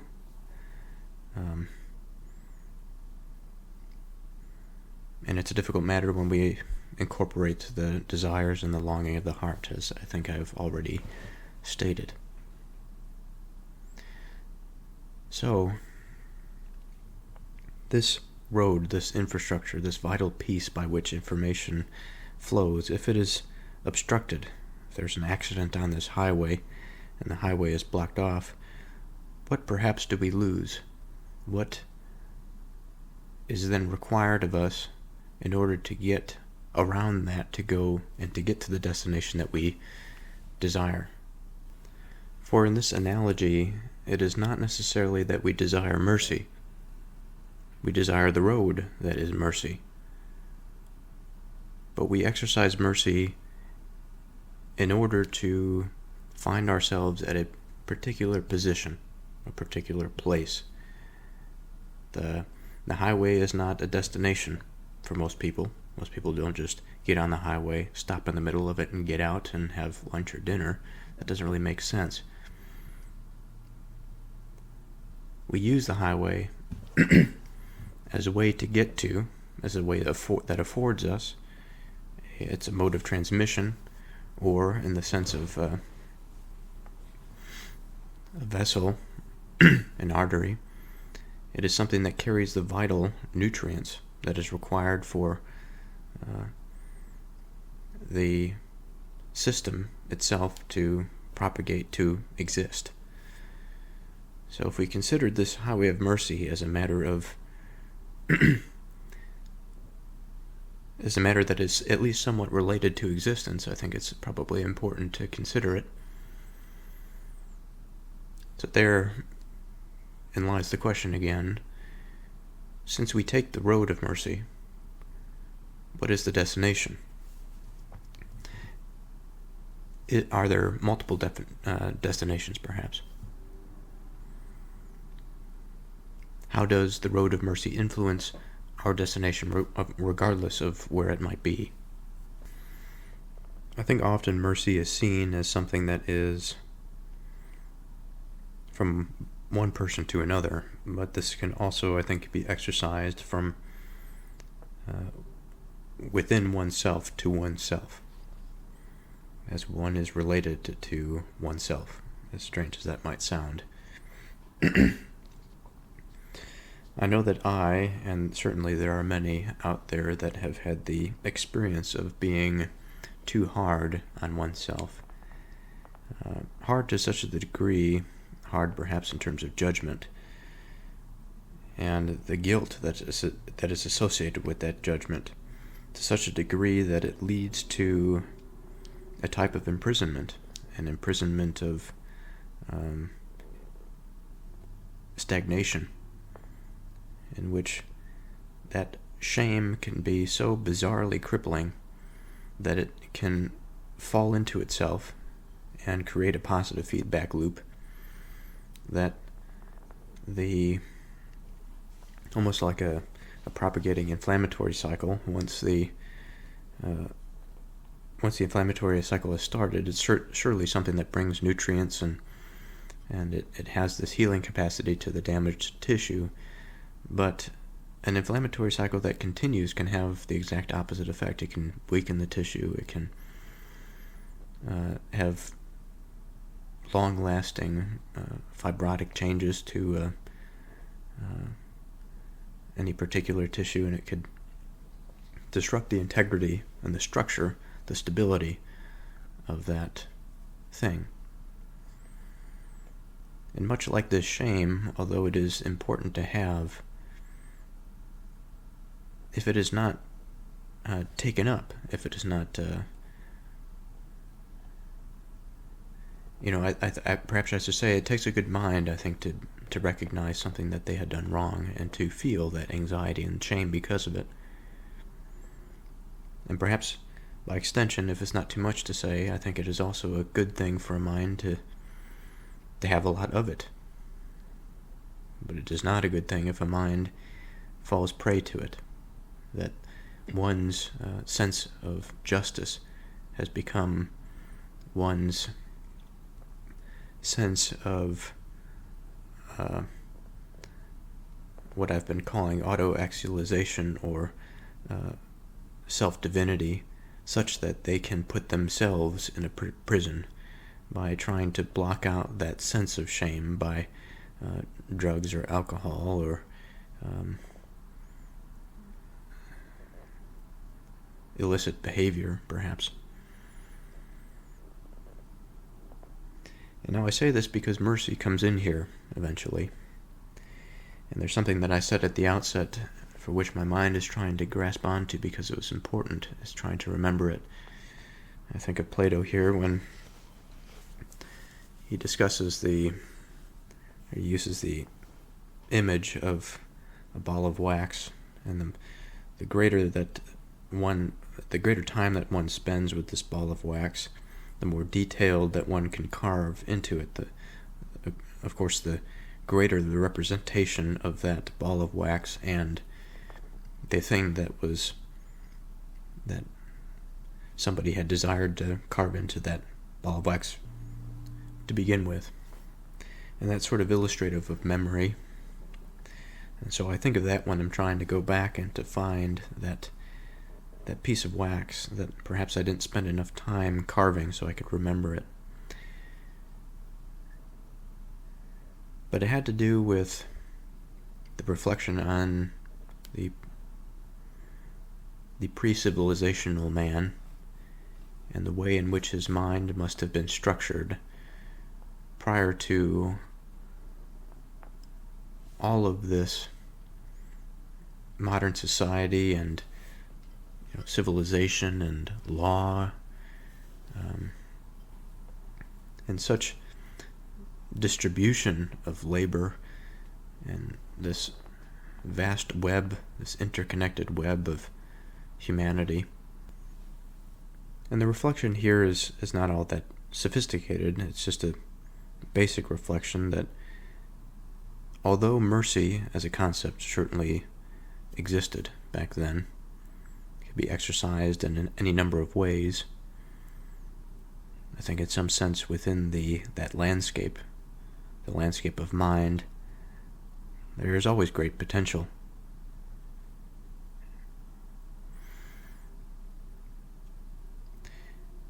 But I think what we're afforded by Scripture and by reflection, by prayer, by documenting, I suppose we can say, our thoughts, considering them, engaging in disciplined practice, we are afforded a deeper, a richer understanding of our modes of action and behavior. And although on that road we may stumble, we may fall down the mountain a little bit as we attempt to ascend towards its peak, failures aside, I think that it's quite important to expand the mind's understanding of these things such that once mercy, the opportunity to take the road of mercy is there, we ought to take it because we understand what the destination is. Okay, so back to the destination. I think there are a few different roads here, no pun intended, that we can go down. One is the inadvertent road in which one exercises mercy and they're not really all that aware of their exercising of it, which would probably be most circumstances. I don't think we necessarily need to go there. Then I think there is an exploration into the most important, which is the destination, but also the inception or the beginning of behavior such that one would even consider taking the road in the first place. And I think these two probably will unfold here. So of mercy, again, we have compassion or forgiveness shown towards someone whom it is within one's power to punish or harm. Now, I don't really like this definition. I say that I don't like it, not because I think it's wrong, but because it gives me a particular view, a particular illustration of how this would be exercised. I think it seems to suggest that it's all because of power.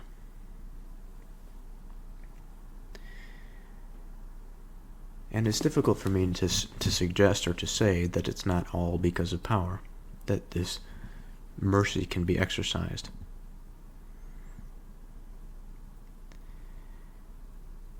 I think my issue with it is more my own perceptual understanding of power. That is, I imagine power in terms of domination, in terms of pure ability to act and behave. And I don't think that's entirely wrong, but man's mode of action and behavior is quite sophisticated. And even if we imagine the scenario in which we have a boss over some subordinate, let's say they're in some conference, they're doing a year-end report or something on performance, they're still two human beings, and regardless of the cultural context or the corporate context, the soul of man is an independent thing. It is an agent that has a will of its own. Now, its will may be constrained by another, but at some level, there is this beautiful, autonomous engine that lies beneath, even if it is subdued and subjected, made servile. It is there. And I'm taking a bit of a detour to the point that I want to make here, but what I'm saying here is that even in the worst case scenario, there's always a possibility of the position of this servant to be in a place of power such that they can exercise mercy over the overarching, what would we say, relationship or dynamic.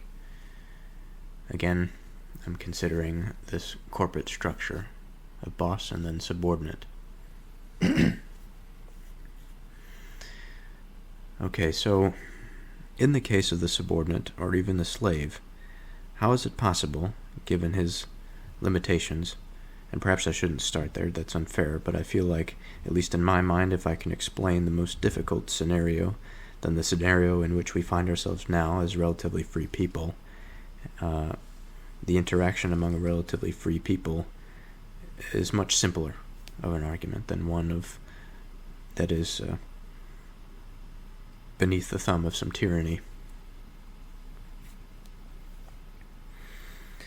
Well, as I've mentioned before, this landscape of mind is fascinating, and I imagine within it all of us that occupy different positions.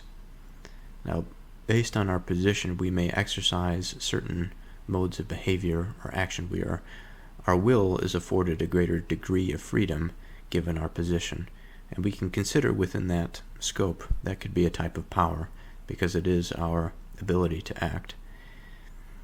But the thing about the landscape of mind, and less so about the landscape of the physical reality, is that I think we are much unaware of where we rest within that space. Now, I could be completely wrong here, but I'm just trying to forge my way into that space. But of course, I say that for some reason, and I say that because within this illustrative sphere, within this intelligible sphere, within this imaginative sphere, I can create many different things. Within that sphere, my freedom of action is quite open.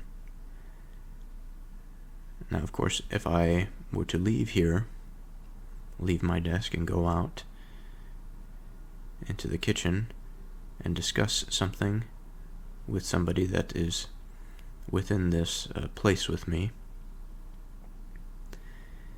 I have then entered into this bizarre landscape in which there's a relationship between minds, that we are interfacing with this physical reality, and yet it seems as though there is this dimension above us that is a shared landscape upon which our thoughts frolic and perhaps are murdered at times, or any number of crazy scenarios we can play out about the interaction between minds and the conceptualization of thought within one mind. That in of itself is fascinating. But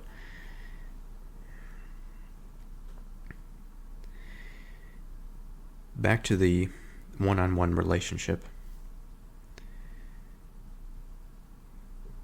Within that playing field, I think what we create for ourselves is almost a game.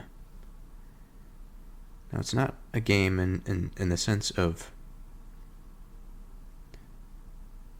we are leisurely participating in this game such that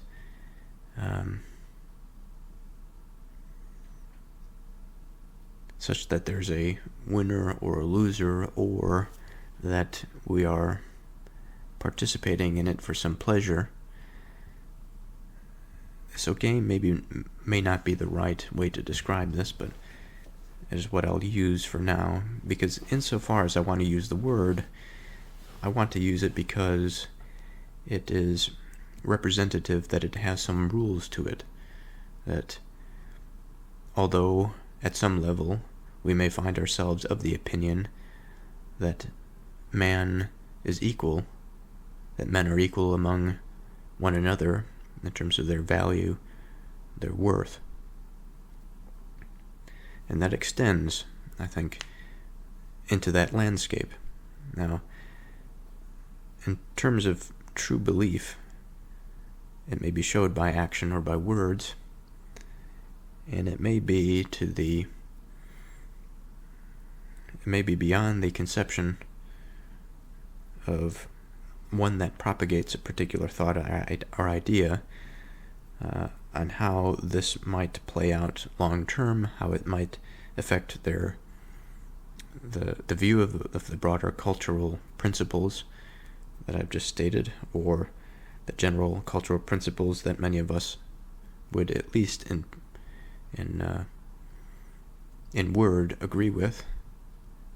And certainly I myself, I am not perfect, and even though I may espouse something as true and valuable and good, there are a lot of variables that go into behavior.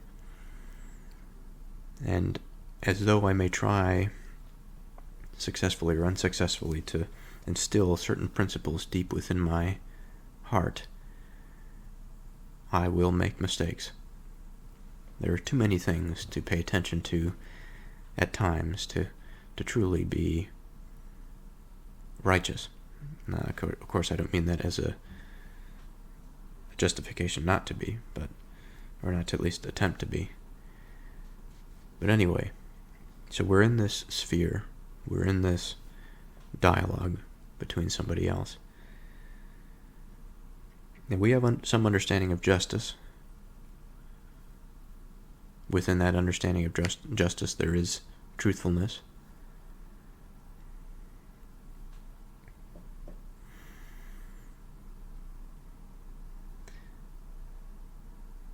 within this conception of truthfulness, whether it be one of the two scenarios that I mentioned, the conversation between the boss and the subordinate, or between two family members,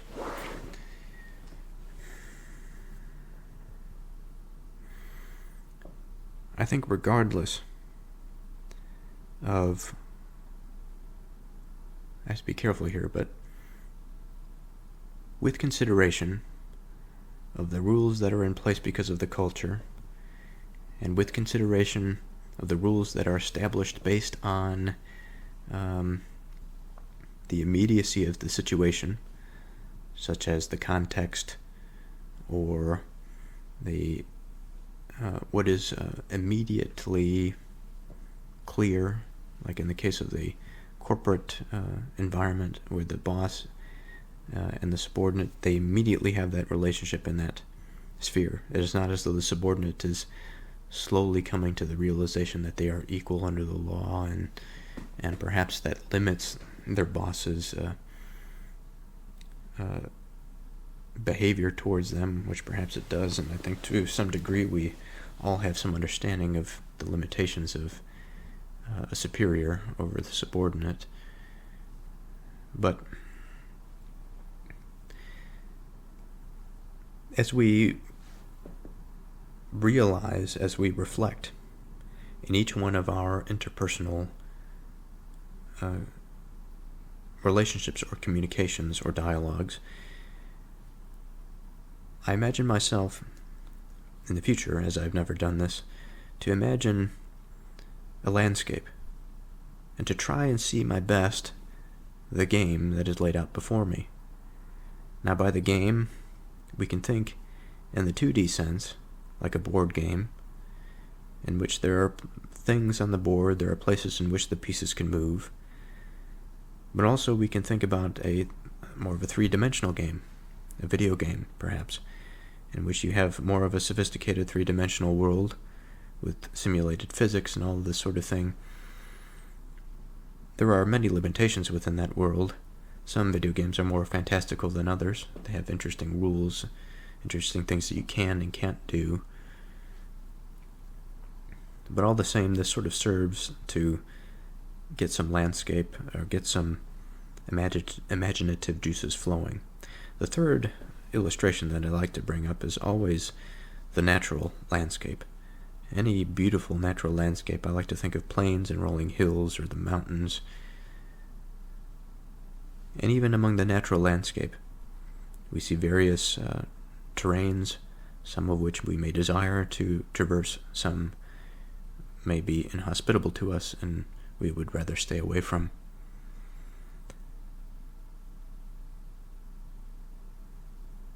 So we have, and we are now within the conscious realm. We are attempting to see a bit of what heaven can offer us, or a bit of what the heavenly sphere is. And I think here we are trying to determine where mercy is and how this affects our relationship. And I think I'm going to stay with, because the whole point of this explanation is to expand my conception of power and to come to some greater understanding of how somebody in a position of subordination can exercise mercy because by virtue of their subordination, they are limited in terms of their action. But what I'd like to find is that hole, or that avenue for which they can travel upon that road of mercy that is not dependent upon their position, that they are not limited by the vehicle that they drive from being on the highway. So this means compassion or forgiveness shown towards someone whom it is within one's power to punish or harm. So I'm concerned with that statement, within one's power. punish and harm, I think we can also alter a little bit. But some similar words here are leniency, compassion, grace, charity. Now, what I find interesting about relationships is how dynamic they are.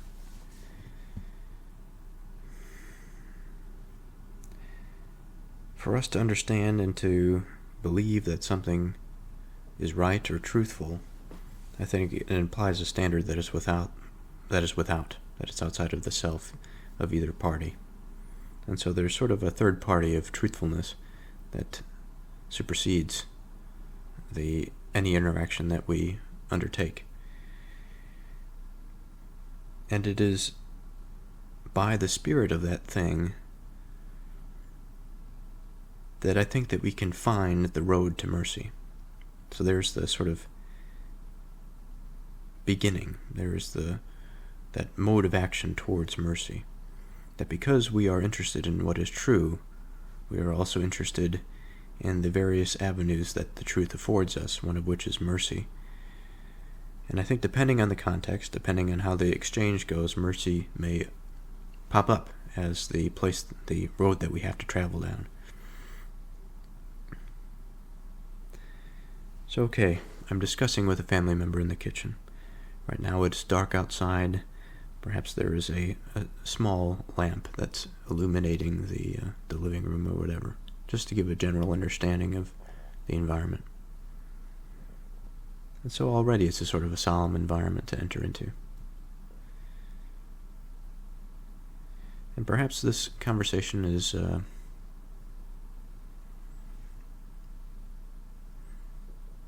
maybe difficult, maybe emotional. It doesn't have to be, really. But again, we're trying to find the context for which that road of mercy would illuminate and allow us to find it, to use it. So we enter into the conversation with the spirit of truth flowing through us. Let's say it is between a father and a daughter.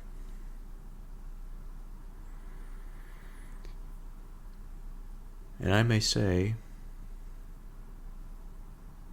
I do have, in this situation, in this context, a particular authority over this child. I have a particular responsibility,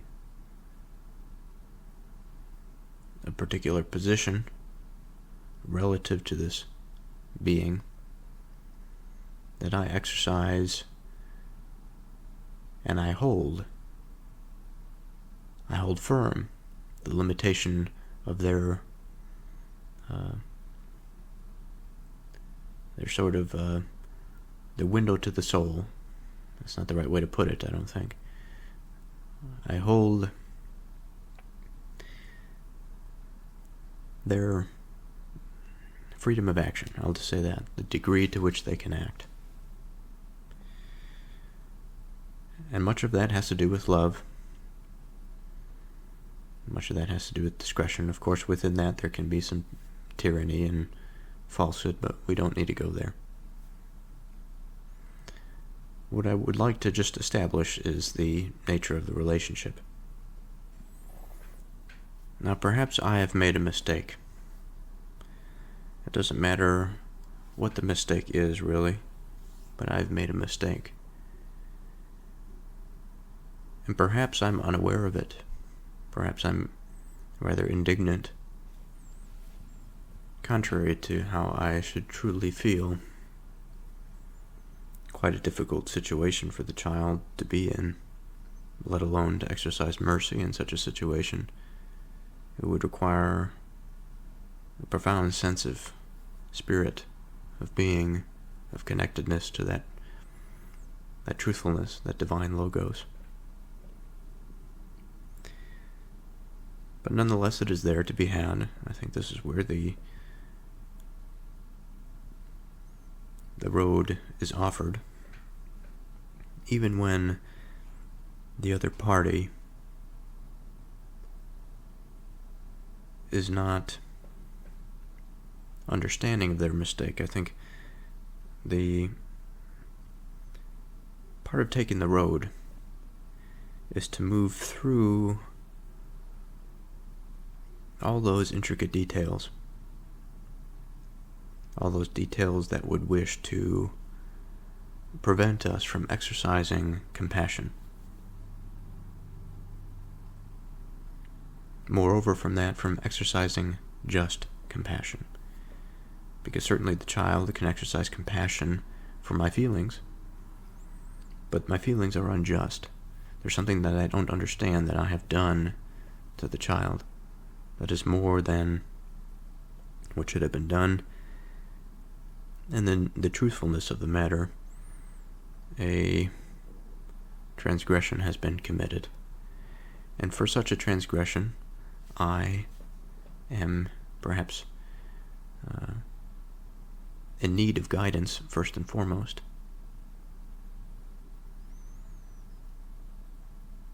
So within the relationship,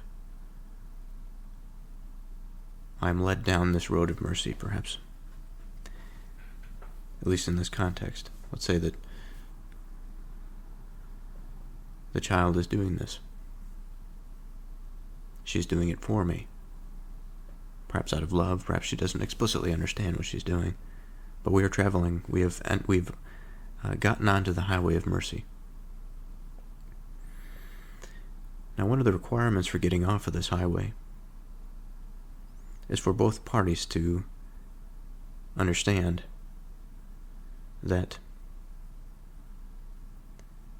the true nature of what had happened, the circumstance that surrounded it. Which means that I have to come to an understanding of my mistake. In order for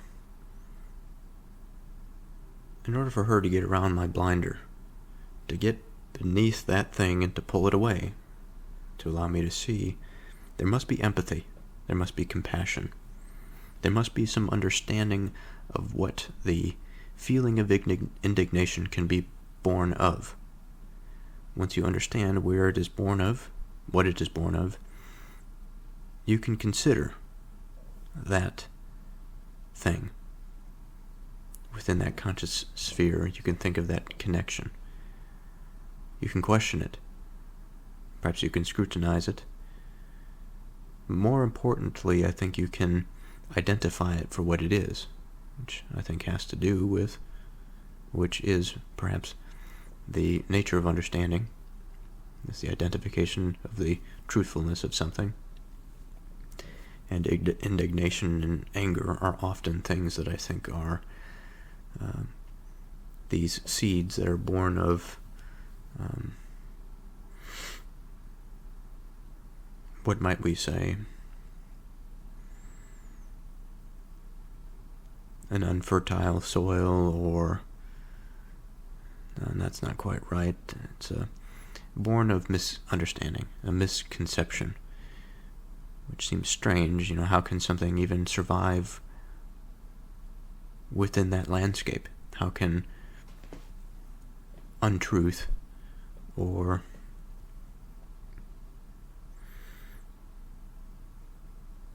a misrepresentation of the way that things ought to be, how do they survive their existence? Well,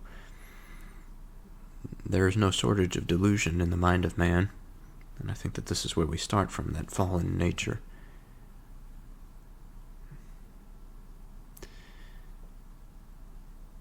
So she has to go around, and she has to do the work to illuminate.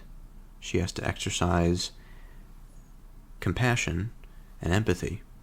And I think part of doing that is taking on the responsibility of putting in the attention and the effort to allow me to see my mistake.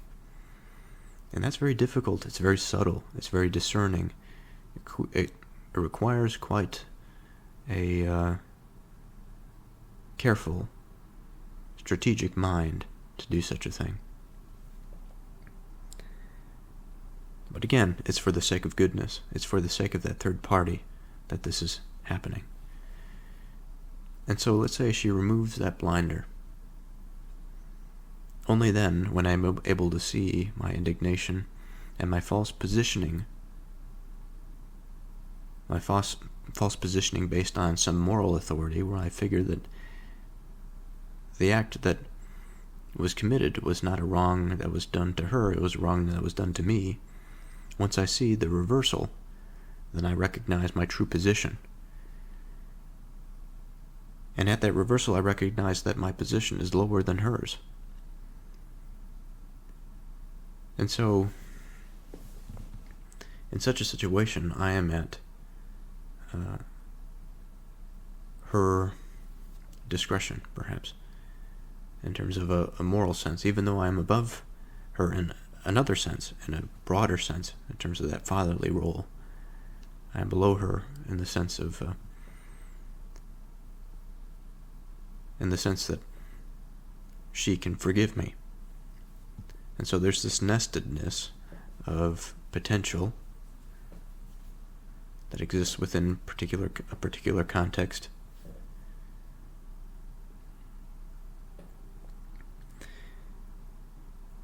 And so we've gotten off of the highway because I can now realize that my indignation was in vain, and truly that I am to be sorry more than I am to be angry. And with the sorry, the sorrowfulness, that would be sorrow perhaps, within the I think true recognition of one's failure would come with a bit of sorrow. It would come with shame, as I've discussed. But assuming that relationship has really followed the transgression and really cares about the person after the true realization, and that the person has not just sort of fallen back into, whatever sort of thing. It's or gone double down perhaps and recognized a certain level, but then say, well, if you didn't do this, then blah, blah, blah, blah, blah. Just go into this sort of unproductive nightmare of parenting. I think that if it is followed through, and if we are truly to exit the highway of mercy to our destination, in order to get off of the highway, I think a resolution has to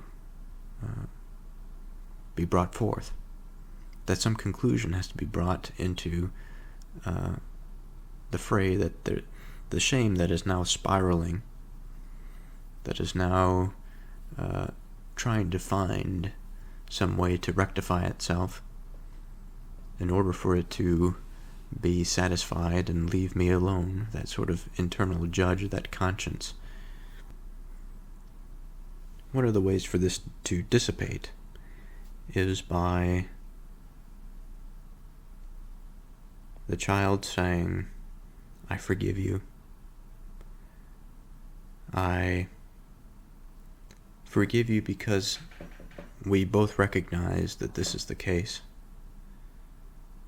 I forgive you because I love you, that there is this bondedness that we share, and you don't have to be tortured by that thing, that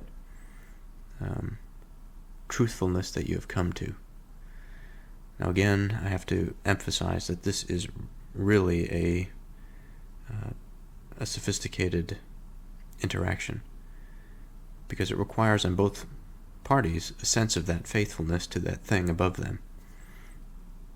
Because it's quite easy for somebody to not experience that whirling sense of shame and only to double down in their anger. And the only thing that would, rather than the shame, be the thing, as I've discussed before, the thing that prompts them into proper action, it is the thing that prompts them into further indignation, that would be bad. And you can't get off the highway of mercy if that is the case. Or perhaps that analogy doesn't quite make sense in that way. you can't really even get on the highway for that to take place. As then that healing would never take place. Or perhaps you're on the highway of mercy, but if mercy is not accepted, if it doesn't take hold, then one just can't get off to their destination. However one wishes to conceptualize this. So, mercy and truth preserve the king. So the king, as we've discussed in a previous verse about the king scattering the wicked, the king has this unique responsibility for seeing the web of interrelatedness in that conscious sphere. And by subtlety and by prudence, he, I think, appreciates that which is outside of him, which allows him to see that which is true, but also allows him to exercise that form of empathy and understanding such that he can enforce perhaps the truthfulness by showing somebody mercy. He has gone through those steps in order to show them what is right, and if they are truly come to the light, let's say, then mercy can be shown by the king to them, because now they are in good alignment, they are in good standing in terms of their relationship between their fellows.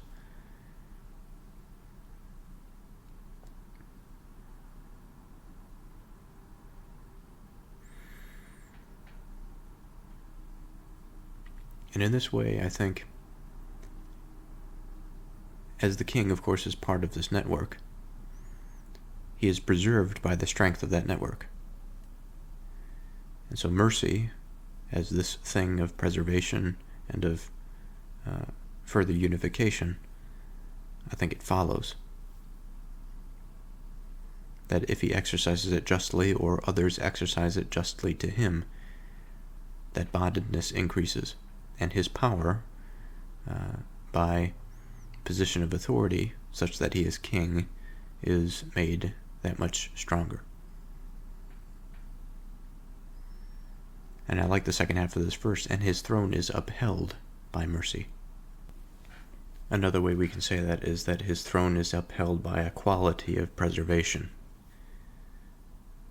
One of those qualities is truth, one of those qualities is mercy. Sort of an interesting and beautiful way to think about man's relationship to the king and the king's relationship to man. But ultimately, we have to try this out in the real world. We have to experience this. And so, we don't want to find ourselves in a position of believing something that just is not true. But once we practice it enough, and we try, probably with people that we are close with, and then as we get better at it, as we practice it, in terms of our relationships that are less bonded, less close, I think this mercy and our conceptualization of it, using it as this tool to preserve our relationships, not just in terms of the preservation of a person in a position of authority over his subject. This, I think, can be used horizontally as well as vertically. Horizontally to strengthen the bonds among men. So, surely there is much more to be said there, but I think that I have said all that I wanted to say for now. And I think that I'm going to end this episode here, and I'll continue next time with the last two verses. Not sure how long that those will take, but hopefully it'll be long enough for an episode. Last two verses will be 29 and 30, and then I'll be into chapter 21 after that.